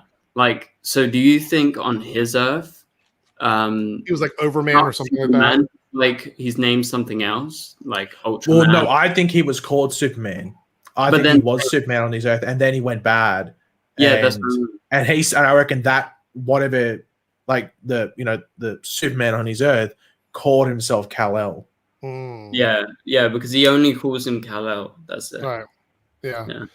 So, and this Lex also doesn't come across to me as being he's a very tactical Lex Luthor, but he doesn't come across as so far we don't see him as the genius Lex Luthor, as the maniacal genius. Yeah. Right. This one seems to know he's not outrageously doing things. He seems very specific on what he's doing. And I like this different Lex because I don't think John Cryer's Lex would have been able to do what this Lex is doing on the show. Yeah, John Cryer's Lex is more like the maniacal Lex, Yeah, and he works on Supergirl. I think he was great on Supergirl. So, but this one's very different, so good with that. So we see that, we get that flashback to his Earth and him battling and fighting and trying to save his planet. I wonder, because I think these flashbacks are going to persist through episodes. You think we're going to see these sort of continue to come back as we go through his story more and more? Or, I'm assuming we will. Some people were even saying they might get a whole flashback episode, but I don't think that's going to happen. A whole flashback. They could. It depends, because I think if they did a big flashback episode, they might. I don't know if it's necessary, because I think they sort of want to maybe do it like a parallel with what's going on, but they could, or at least they could spend a good chunk doing flashbacks. Right. within an episode, but I'm curious to see like what their relationship, because it seems like Captain Luthor knew Superman or Kal-El on his Earth before he went bad. So I'm very curious to see those flashbacks and what was going on that Earth at the time. Like that's what I'm interested in seeing. Okay. Any more you want to add to that, or? I am very curious to see whether this is meant to be a take on Alexander Luthor. Yeah, that's the comics, but it'd be a change up. But they can use a general outline of it if they wanted to. Right. Like it'd be very different, but the most relative example would be Alexander Luthor if they wanted to do it. All right. Well, we're still going to keep talking about Superman and Lois, but I do want to give like a 10-minute warning for everybody. We're going to we're going to run through some stuff quickly. We'll answer the super chats. So 10-minute warning on super chats, and then we're going to try and wrap it up because we're coming up we're at the hour. Well, quickly, while we're waiting on super chats, would you like to hear my quick pages pick for this week? Okay, go ahead. What is it? Movies I watched this week, similar to last week, but we got some new additions. We've got 5 new movies I watched. All right. I've seen them all before, but I rewatched them and I had a good time. All right. All of them were on the new Disney Plus Star app. This is not an advertisement, but they were all on there because they've decided to add adult content on there, or at least mature content. First up, Deuce Bigelow, Male Gigolo. Oh my God. Did you say steak? I forgot how funny that movie was. Next up, Eric got a hint at this. The next 2 Eric got a hint at this week. First up, There's Something About Mary. One of my favorite movies of all time. I think it's hilarious. Okay. Even though I have to turn away whenever his balls explode. So I have to turn away from that. Anyway. Oh, how funny. Oh, how good. Next up, Dude, Where's My Car? I actually love that movie. I love that movie. That is hilarious. Oh, my God. And then... Yeah.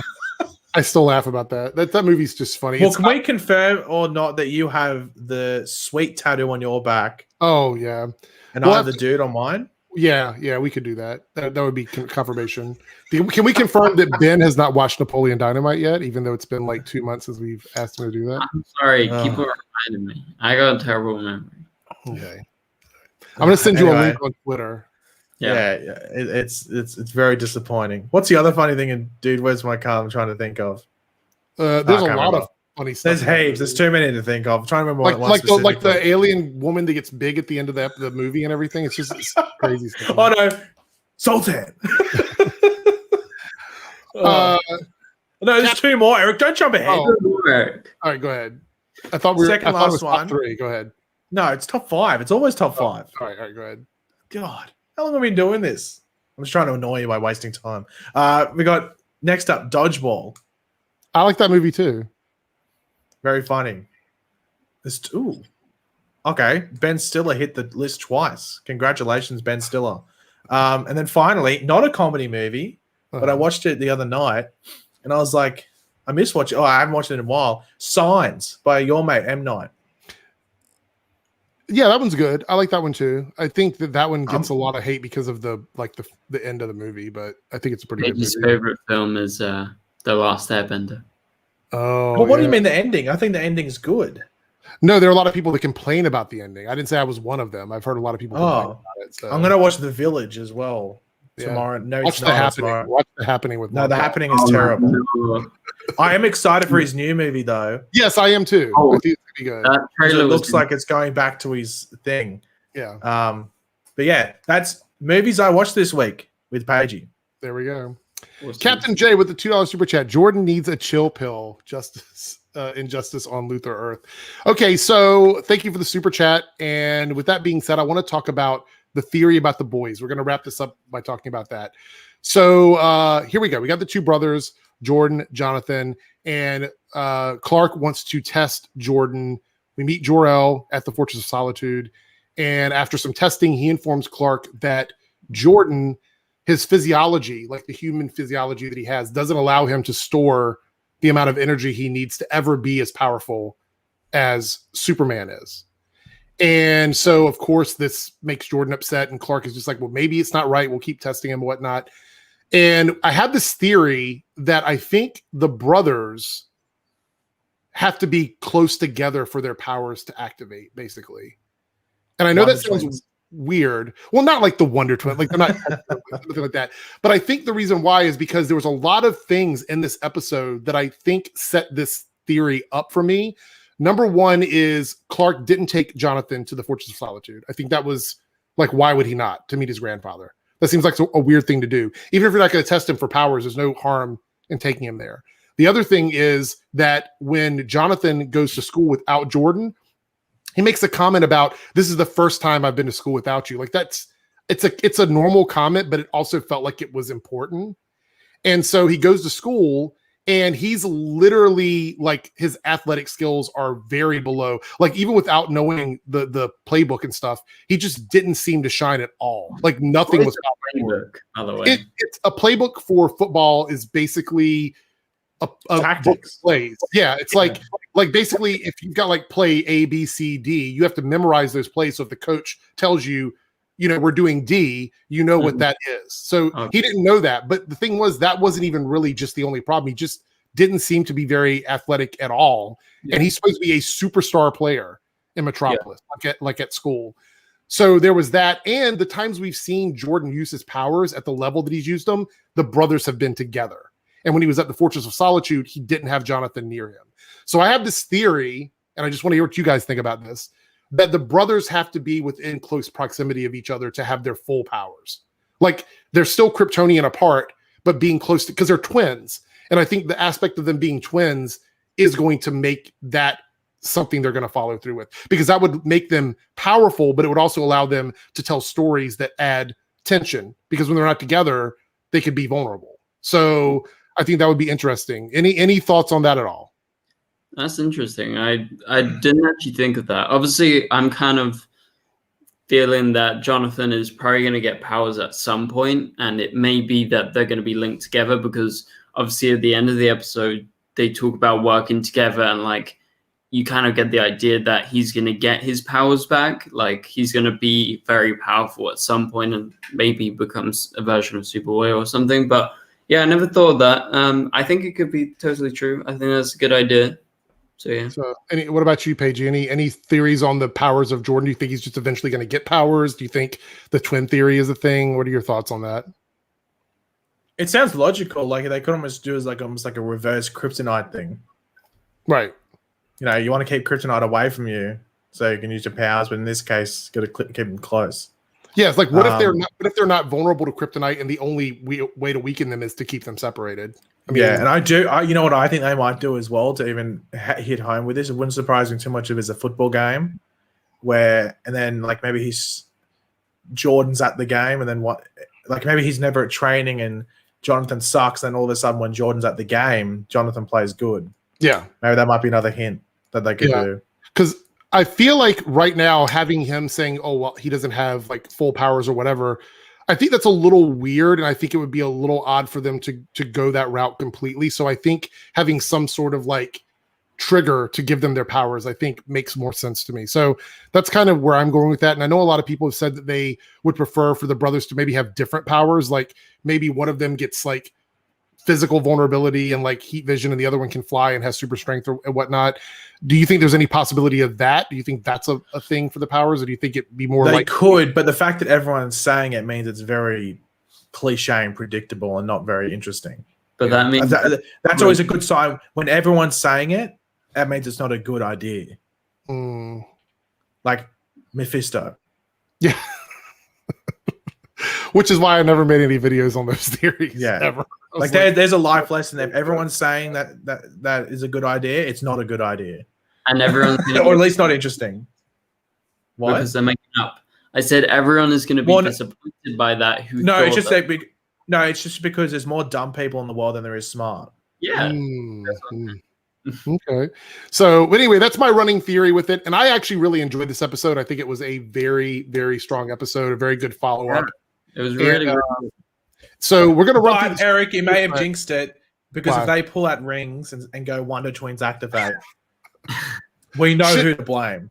Should I actually be like, I think they're going to be the Wonder Twins? I think they're going to be the Wonder Twins. That's what they're going to be. They're going to absolutely be the Wonder Twins.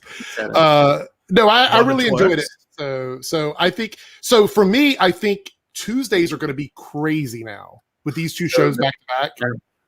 I think it's going to be absolutely crazy. I really, really enjoyed both of those. In the chat, let me know what you guys think about this episode. Did you love it? Did you hate it?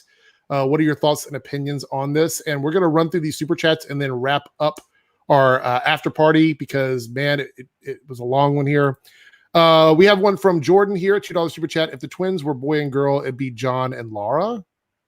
Oh, because of his mother. Yeah, because Jordan was named after Lara is a thing in the comics. It's like not without spoiling it. She's a daughter of Superman and Lois in the comics, but not really a daughter at the same time. And that was apparently like the original plan. Yeah. And by the way, guys, I'm going to go through all the super chats. I'm not doing them in order. I'm going to have to go back and look at the ones that got bumped away. Hood Rat Pat with the 199 super chat. Think on his Earth, Luthor was with Lois? Hashtag drama alert. What? I mean, that would be crazy. If that was Saucy. Thorn was with Iris on another Earth. right. Saucy. You know, the problem with this is the show right now, with the exception of some of the high school stuff, is staying away from the typical like CW formula. So this would definitely tread into like that CW formula world. So I don't know how I'd feel about that one. Geek Information with the 49 super chat. Honestly, if Clark had to catch Luthor's ship on Supergirl, he would have needed help. I love how his powers aren't nerfed anymore. Do you guys think that? Do you think that would have been the case? Yeah, but I think the common complaint about how Superman was nerfed, I was like, well, they're not going to make him more powerful and like take the shine away from Supergirl. I always thought that criticism was stupid. Yeah, I completely agree. It's just like when it's like when Flash went to Supergirl, Supergirl stood out. Like the Flash was there and it was cool. Whenever a character appears on someone else's show, the main character of that show is still the standout. Of course, like I always thought that criticism was stupid. Yeah, it's the same in the comics as well. It's the same in the comics. The Yeah. comics do it as well. Let's see. I'm trying to make sure I'm caught up on all these super chats here. All right, we had one here a while back. Jump down here. Oh, Captain J with the $2 super chat. Flash and Black Lightning crossover not happening. I know people were saying it was. I don't see how that would even be possible. First of all, Black Lightning is a year ahead of everybody else, so chronologically, it doesn't even make sense. So hold on, it is. Spoiler alert: gold boots. Maybe. Black Lightning reveals gold boots. Black Lightning title for tomorrow, Ben. Black Lightning in the Arrowverse right now is exactly a year away from where they were at the end of last season. I don't know that. Yeah, so that means all the other shows like Batwoman and The Flash and Superman and Lois, they're all continuing kind of where they ended, but Black Lightning is further ahead. And the other half of his question here was, will Zoom come back? If so, how? I think didn't Eric Wallace say he wanted to bring Zoom back? So he said, I want to and I'll try. I'm not going to tell you when, but it'll happen. Okay. So I don't know why he would put himself in that situation, because now we're going to hold to that Eric Wallace. I think he'll do it. I wouldn't mind if they did some sort of flashback thing to what the Earth Prime timeline is, because like we know that like Zoom's army came through just a random portal, but it didn't come from Earth 2. So I'm like, okay, where do they come from? The Abyss? Like, where do they come from? Like the ends of the universe. The dungeon? Staggervore with the 499 super chat. Do you think it's possible the original Earth 1 pre-Thawne Wells was revived on Earth Prime? Thawne Wells. So Wellsabard. I think that's what it's saying. Yeah. You think so Staggervore's question, do you think it's possible that the original Earth 1 Wellsabard was revived on Earth Prime? He's probably going to come back sometime. Well, where's he been hiding? Yeah, I don't know about that one. Wait, I don't know. I'm guessing, Paige, you read the interview already with Eric. They talk about like a villain coming back who has been on the show before. So did you think that was Wells, like Thorne? No, it's Abracadabra. Yeah, we saw that in that teaser.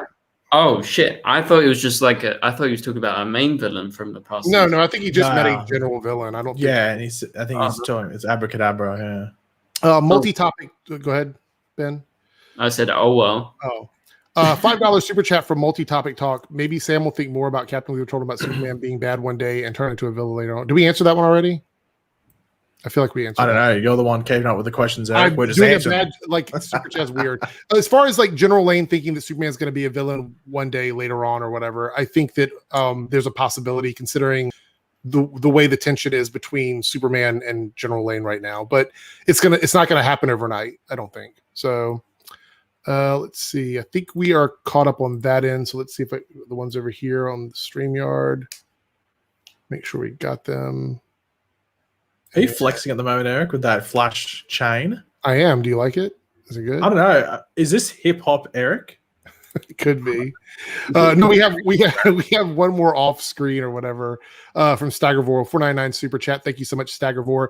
Could Captain Luther be the son of Lex and Amanda Waller on his Earth? That's a interesting theory. I don't know totally if that would happen, but it could, right? It's a possibility. Maybe. I did see on Twitter that actually now it's sort of irrelevant. Don't worry. Ignore I was speaking. Ignore that I said that. Do we have any Men in Black lasers here? Oh yeah. Tom here with a $2 Australian super chat. That is worth nothing. Actually, you could buy 2 frozen Cokes at Hungry Jack's or maybe McDonald's if they have the specials going on. You mean Macca's? Is that what it's called? Well, yeah, Macca's, but yeah, I hate when Americans say it. I know it's awful, isn't it? Markers. Do you think that Jennifer is actually dead? So he's talking about Black Lightning because she turned into energy at the end of the episode. Talking about Aniston. Okay, all good. Yeah. Well, isn't there a movie called Jennifer's Body? Was that a movie from like years ago or whatever? Yeah. So why are you asking us? You obviously know it's. Yeah. No, I was thinking about it. Like I didn't remember. I don't even think I've seen it. I just remember the title. Oh, you've got it on. I DVD do. It's on Blu-ray and Blu-ray or something over here. I don't know if she is or not, but we know that China has said that she's done with the show like halfway through the season, I think. So I wouldn't be surprised if we don't see her come back. As far as being dead, I think she might just be turning into energy or whatever. They're asking Hip Hop Eric to drop the mixtape. That's not a mixtape. That's a dance. Well, you know. Well, technically. Well, I was listening to the mixtape in here. Oh, okay. I get you. That's good. That was good dancing. So that's a good sign of the quality of the mixtape. Okay, good. Adam Strangelove with the $2 super chat. Injustice 2 and Super Beta Lois is bonkers. Clark is exposed. I think he's talking about the whole flashback to Luther's Earth and stuff, and the Injustice 2 being played at the beginning of the series with Jordan. Let's see. Multi-topic with a $5 super chat. Would you rather watch? Here we go. Would you rather watch season 2 of Supergirl or season 2 of Titans? Season 2 of Supergirl. I would agree. Oh God, that's like asking, would you rather chop off your fingers or your toes? Yeah, but you hate Titan season 2. Like you said, that's what Arrow season 4. So. Yeah, but at least it has one good episode. Yeah, but is it better overall? That Superboy episode is really good, though. Yeah, that Superboy episode, and it's super related. So I'm actually going season 2 Titans. Oh, but it's like once again, it's not like a preferred option overall. It's just if I have to choose one, right? Just because I'd probably just try and like turn my brain off, and then when the Superboy episode happens, I'd watch gleefully and willingly. Yeah. Iron Fist season 1 or Legends of Tomorrow season 1? I would say Legends of Tomorrow. Legends. Yeah, Legends is still better. Iron Fist season 1 is awful. I thought you loved Scott Buck though. I do not. Well, here we go. Another Would You Rather from Multi-Topic Talk. Watch Flash season 4 or Legends. Didn't we answer this one already? Flash season 4 or Legends season 4? That's gonna be tough for Ben because I'd probably pick Flash before I'd pick Legends. But. Yeah, Flash for. Well, actually, I don't know. For the Flash time episode, that's it. Okay, Flash season 5 or Legends season 5. Flash. I think you pick. No, I think you pick Legends. Legends season 5. I think Legends season 5 was better than Flash season 5, wasn't it? Am I remembering correctly? I don't think either of them were that great, but I think Legends, and you get Thong Song in the finale. I think. Well, that's true. Okay, we'll go with Legends then because it did have it was more memeable, I guess. And here we go. $2 super chat from Lone Wolf. Think Red Death will show up this season? Probably not. I'm just gonna go out on a limb and say probably not. Dong dong dong dong. Any predictions on that on Red Death at all? Get dumps like a truck. Let's see. Victor with a 49 super chat. The way Lois' character has been portrayed on the show, how do you feel that Iris should have been played out in the Flash? So first of all, it's called Superman and Lois, right? So It's not the Flash and Iris. right. So Lois is going to get exactly 50% or should get 50% of the storylines in the episode, give or take, depending on what else is going on for that week. But technically it's a shared series, whereas Iris is, even though she is the lead female character on the series, she's not billed on the title of the series. So I think it's tough to give her as compelling. That's the thing. I think even Candice Patton as an actress or actor is number 4 on the cast list. Yeah. She's not even number 2. I think she's number 4. I think Jesse Orman and Tom Cavanaugh were above her. Yeah. So, yeah. But with that being said, I think Iris could have a more like reporter-driven storyline. Obviously. Yeah, but as I was saying before, because it's sort of like a repeat question, like the one before where whenever the story is related to Iris's journalism, she does the journalism and it sort of impacts the story, like the whole DeVoe thing and even the beginning of season 6. The thing is that she's just been in the Mirrorverse for so long that just sort of like dropped off that. They need to get her out. Connor Reed with a $10 super chat and a Team Eric member. What's up? So I'm really curious about the 2 villains that will be in season 7 since Eva is quite one-dimensional and bland. Personally, I believe we'll have a speedster and a non-speedster. Thoughts? Well, I mean, I know that the ones that we know that we're going to see Godspeed at some point. We're probably going to see Reverse Flash at some point. Chillblain is going to be there at some point. Bloodwork is probably going to be there at some point. He wants to bring Zoom back at some point. I mean, kind of everything's on the table, right? I mean, I feel like there's just so many options for characters to come back. We may even get Savitar back again. Who knows? He may come back at some point. Yes, Eric. Don't put that on us, Ricky Bobby. Don't put that curse on us, Ricky. You actually look like Ricky Bobby a bit today, Eric. No, is it the chain? Is it the flexing? Well, it's the hat, So the chain, just the all-round flexing. Okay. And also, I heard you revving your car in the driveway before we started as well. So, shake and bake. Remember, if you're not first, you're last. So, just so you know. So, any just name one villain you'd like to see be like the we'll do one here because I would say I'd love to see Reverse Flash obviously come back, and I'd like to see how they handle Godspeed, but I don't have any confidence that Godspeed is going to be great, but we'll see. Yeah, I mean, I'm intrigued to see what they do because they do have the potential to annoy people if they really make Godspeed a villain because he's not. So, like, people that actually do like Godspeed in the comics and read his stories, they'll be like, well, why is he a villain? Because for the majority of his time in the comics, he's been like an ally or at least somewhat like a neutral character. So why is he being made out to be this big bad? So, but they can change from the comics though. So yeah, but there's a difference between like represented saying he's only been there for a bit. Yeah, but they can make a new story. Oh, they could make a new story. You've got a point. I'm just saying they can make a new story. So okay, well, here we go. Season 8 theory. Wally West is the Reverse Flash. He is going to kill everyone. No one's going to be upset. Okay, there we go. Season 8 story. You heard it here first. Ben's terrible take on things. Oh, geez. Once again. Hold on. No, where do I put my whiteboard? I've run out of space on the tally. I've run out of space. He has a whiteboard. I've run out of space. So, Ben, any from you? Like, do you want to see a villain come back? Like, you didn't even ask me, Eric. You just moved on. It was very rude. What I did? You just answered, right? No, I didn't answer anything. Ben took over. That's it. Ben took over. Oh, okay. Over the top we'll finish yours then, because I thought you were saying Godspeed. But like the rude British boy that he is, naughty British boy. Anyway, I don't know. Move on. Who's next? Ben, what do you want? Yeah, I mean, I just want to see the Godspeed stuff wrapped up. You know, I wouldn't mind him as like a main villain if they want to do that. Or Savitar. Yeah, well, Savitar's not coming back, but I don't know. I would like to see Reverse Flash back again because they did say they were planning to do something with him.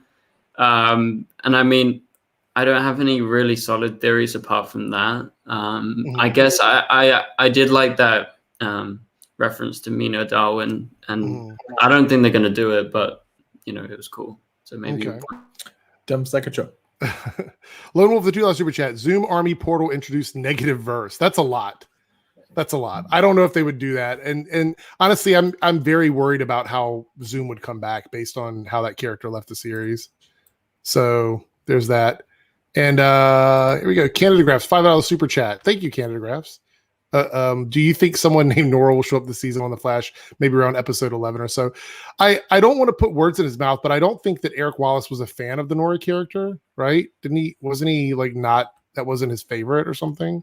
Well, it was sort of heavily suggested, that it was not. So there's that. And let's see, was that the last super chat? That is the last super chat. So I think we're going to wrap this up. We're already 15 minutes past our normal stop time. But it's because we had so much to talk about. It's going to get even crazier as the season goes on, I think. So there we go. All right, guys, if you were watching this on... No. What's We're not done yet, Eric. What's that? We have some Would You Rathers to go over. Oh, do you have some? This is a 2-hour after party. We're calling it here. It's extended. It's R-rated. It's X-rated. Ben's about to take his shirt off. It's ready to go. It's ready to go. All right. So one Would You Rather each before we go. No, I'm asking them. We've got 7. 7 of them. Yeah. What the hell? 7? Yeah. Well, then I will let you do them. I'm not even going to think of any. If you've got 7, you can just do them. Yeah, I've got 7 here. Yeah. Ben's ready. I think Ben's not wearing pants, so don't stand up. Yeah. First off, and they get interesting. Okay, no, they're not that interesting, but we do have 7. First up, I'm very curious to see your differing opinions. Would you rather have a time machine or a teleporter? And also, people, feel free to let me know in the chat. Yeah, answer this in the chat too, because I don't want to just be the two of us. Like, other people, like, I'm not going to be stuck in this by myself. Like, people in the chat have to answer this as always. Okay. Yeah, be active. Time machine or a teleporter? Teleporter. So you can just like teleport anywhere. You know, I think that's pretty cool. Right? I would say a teleporter because a time machine seems problematic to me. Yeah, you I could think the time machine is problematic. My only thought is you use the time machine at 2 a.m. in the morning. So, and hopefully that it just doesn't take in, like, you wouldn't be in any way we could really affect the flow of someone's day, which could then be a butterfly. So basically, effect. you could just like watch all the TV you wanted to watch and everything within a span of like one night because you could just keep reversing time. Like, yeah. So like my time. plan would be like just to go back then, but I don't know. Teleporter seems more daily use. Yeah. Like I could teleport, slap Eric in the back of the head, and then I'd be back here in a second. Oh, No, or steal his chain. One of the two. Or take this. Yeah, you could do that. So this Tom, they're always contributing. Hashtag make the party after party 2 hours. Look, I'm not going to say make that trend on Twitter, like, but I'm not going to say don't make that trend on Twitter because a 2-hour after party sounds like quite the party. If that makes sense. That is a true after party. All right, what's the next one? That's 1. We got 7. So it's the. Would you rather give up all drinks except for water, or give up eating anything that was cooked in an oven? So you can only drink water, or you have to eat stuff not cooked in an oven. Give up not eating stuff from an oven. Easy. Yeah. Like, Yeah, that's think an easy one. There's a million ways to prepare food. There is So I'm so going to many say hashtag ways. air fryer. I don't even use my oven anymore. or like you could just cook it on the stove. Like it's just. Or you just like don't cook a bunch of stuff. Or you eat it raw. Like just eat it raw. Yeah. Like Or you just on the stove. Enjoy your raw chicken, Eric. Have fun with salmonella. Jesus Christ. I'm not good. Don't call me when you're vomiting. all right, next one. Would you rather go bright purple when embarrassed or sweat so much that you soak your clothes? What? Go bright purple? So would you rather go bright purple when you're embarrassed Uh-huh. or sweat so much you soak your clothes? Bright I would- purple. I would say bright purple, yeah. Yeah. Do you ever get embarrassed? Not Yeah. often. So how often do you think you get embarrassed? Not enough to give up not sweating. Like I just or sweating too much, I should say. Like, yeah, no, bright purple for sure. I don't know. I don't get embarrassed that often. Yeah, I'm I don't an idiot either. anyway, so I don't really care if like I look like an idiot 99% of the time anyway. Oh, you should see the clothes I wear outside. Well, you Like, I don't wear really any care what people clothes. think of me. So Yeah. Oh, look who's awake. Boba talks. I think I would go the sweat Would you really? because I don't really get embarrassed that much. You're just a sweaty boy. Yeah. What can I say? I don't delete comments unless you're spamming, guys. So if something happened to that, I have no Like idea. that guy the other week. Yeah. Eric was so triggered. Oh, anyway. Go ahead. Would you rather just keep moving on? Okay, well, this is the official halfway point. Okay. Would you rather never leave the country or leave and never come back? Leave and never come back because you can just go to a bunch of different countries. You don't have to be stuck in one place, right? But you can never go home. That's okay, I guess. Wow, is that a diss track on your parents? No, it's a diss track on England. He's saying home is where the heart is, and his heart's not in England, I guess. So Exactly. Like I would probably say never leave because I mean, I don't know. There's a lot of stuff. to be do, honest, right? America's big, and you go. Yeah, that's what I'm saying. Yeah. So you would never leave. I would never leave because we have Comic-Con and stuff here, so I'm good with that. You've also got the highest rates of corona. So thoughts? Like you didn't put that into the effect there. Yeah, in America. I didn't put Comic-Con in. I won't be going to Texas. I won't be going to Texas. Put it that way. So I wouldn't leave either because I live in the greatest country in the world. Would you rather have a rewind button or a pause button in your life? ooh, I think this is a hard one. I think it depends on your rewind. current This one is hard. situation. Rewind.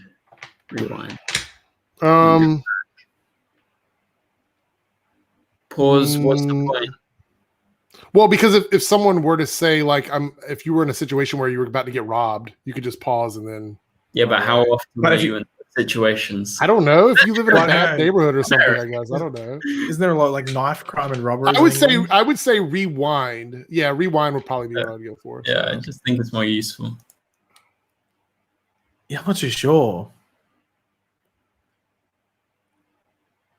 I'd probably say rewind as well, but pause button is definitely making me. You could tempting pause. me. You could like pause and like steal all the candy you want and then unpause. Like that would be amazing. Right? Yeah, I think it depends what you would plan to do because a rewind wouldn't help you do felonious activity. I'm not advocating stealing candy, by the way. That's not what I'm saying. Well, I don't know. If I had a pause button, I wouldn't be stealing candy. What am I, 3? I like candy. Like, what am I supposed to say? Like, I thought we would have been stealing some snapbacks and some Flash chains. golden chains. yeah. All right, next one. Would you rather be able to speak to animals or every language in the world? Every language. Yeah. I don't know. I wouldn't mind to be able to speak to animals. I mean, you could speak to huntsman spiders in your house then. yeah, well, that's be able to be like, can you go away? And he'd be like, okay. Like, I think I'd rather be able to speak. No, to no. animals. I bet you dolphins have a lot to say. Well, That's all just I can become. I reckon a lot of. Imagine listening to a dog. Just like you'd see them so often. Even birds in the morning when they're chirping, it's like, what the hell are you talking about? And they can finally listen to them, and they're probably going, wake up, we're being annoying. Yeah. That's probably what they're Yeah, but saying. aren't you gonna get annoyed by all the noise? Like, by the. I'd get birds? annoyed by it anyway, but at least I'd be able to understand what they're saying. Can you expect Or are to you see gonna the, talk back to them? Like, Yeah, I would be like, shut up, it's 6 a.m. what if the ants outside are all talking? Like you have to listen to all those ants all the time. Yeah, but they're tiny. exactly. You wouldn't be able to hear them. You can't hear an ant Well, normally. then what would be the point of being able to speak their language if you can't hear them? That seems kind of Well, ridiculous. I don't have really any ambitions to talk to an ant, but I wouldn't mind talking. You to You a guys dog. heard? You guys heard it here. You guys heard it here. Pagey is anti-ant. He's No, not I'm just ant. Is that? Go ahead. We're coming up on the 2-hour mark. Wait. So what did you two? Did you two? You choose every language in the world? Yes. Yeah. Idiots. Now You're we can't an have the conversation with Can't this be animal. like, We could have brought a dog onto the after party. what your dog? Well, yeah, if you wanted to, or we could bring on just A rat. random We could dog. bring a rat onto the after party. Well, we've already got a rat. His name's Ben. Bring another rat if you want, but I don't know. I'm sort of confused. I think doing the animals would have been the smart choice, but I guess maybe I'm the only genius in this chat at the moment. But does anyone else go on animals? And I'm looking. There's a good variety of answers to this one. It looks like If you chose animals, good on you because you've chosen the correct answer. I don't need to learn every language. Let's use a translator. I use a pocket translator. There's no pocket translator for animals. Unless someone invents that. Elon, if you're listening, you can do that if you want. Ben the rat. I like the flow of that. Ben the rat. Yeah, hashtag animal gang. Animal house. That's what we'll go with. Okay, finally. Okay, last one. Everyone's asking Ben to reply to me. Diss track reply. No. Would you rather be okay? Here we go. The last one, Dr. Doolittle. Can I have my name from now on? We might go with that. Wait, which one? The one Eddie from Murphy the or the one movie. from like No, the 50s or whatever? The one that's out right now. The one that was. No, you're the Robert Downey. I completely forgot he was even a thing. No, I'll be Eddie Murphy version. Okay. Do you want to know the fun fact around that? Because we got 5 minutes until we get to the 2 hours. So what is the fun? What about what? I think I've told this before. When I was like 5 or 6 years old, my grandma took me to see Dr. Doolittle, and she thought it was going to be like the old one that was nice and stuff like that, and had Eddie Murphy, and there's like swearing and stuff. What? So she comes home. She comes home and tells my mom. She was like, "It was shocking," and my mom and my grandma was like really conservative, like religious and everything. I've told the story before. I must have because it's such a good story. Have I told the story about Full Metal Jacket? I think so. I don't think I have because it doesn't involve me. My older sister, she's 12 years older than me. When she was in preschool, not kindergarten or like year one, grade one, preschool. Her daycare teachers wanted to go see Full Metal Jacket, so they took all these kids, like 3 years old, to go see Full Metal Jacket in the cinemas. Big mistake. Big mistake. I think they got fired. Why would you do that? It wasn't just an ordinary like mature movie. It's Full Metal Jacket. I couldn't believe it when I heard that story and it actually happened. Anyway, that's Australian daycare for you back in the 90s or the 80s. Anyway, there you go. Finally.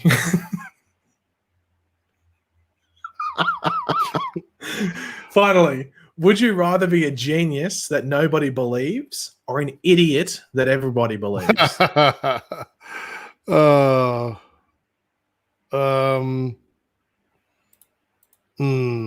have a good answer to this, but yeah. So let me know what you guys think. Well, I mean, being a genius that no one believes, I mean, you could still create stuff and sell it. I mean, just because they don't and you can always just say, well, I don't care if no one agrees with me because I know I'm right.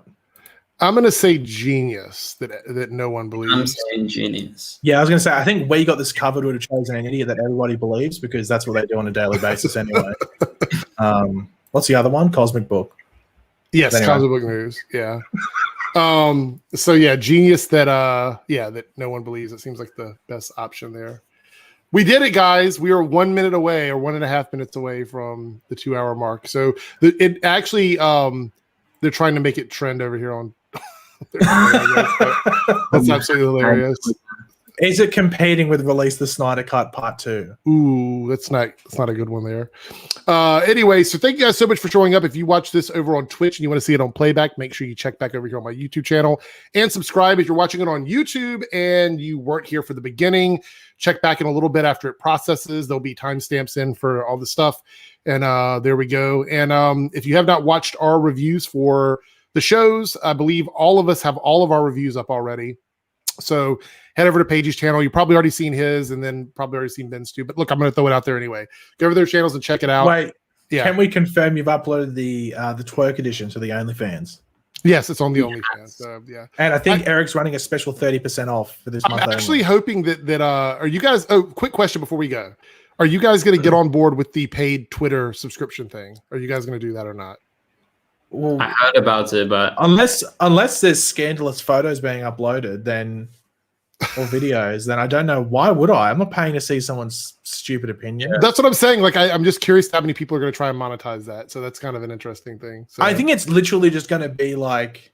Yes, it is going to be a thing, Tom. They've already announced it. I think it's literally just going to be just. It is something. literally just OnlyFans, but for Twitter. Hmm.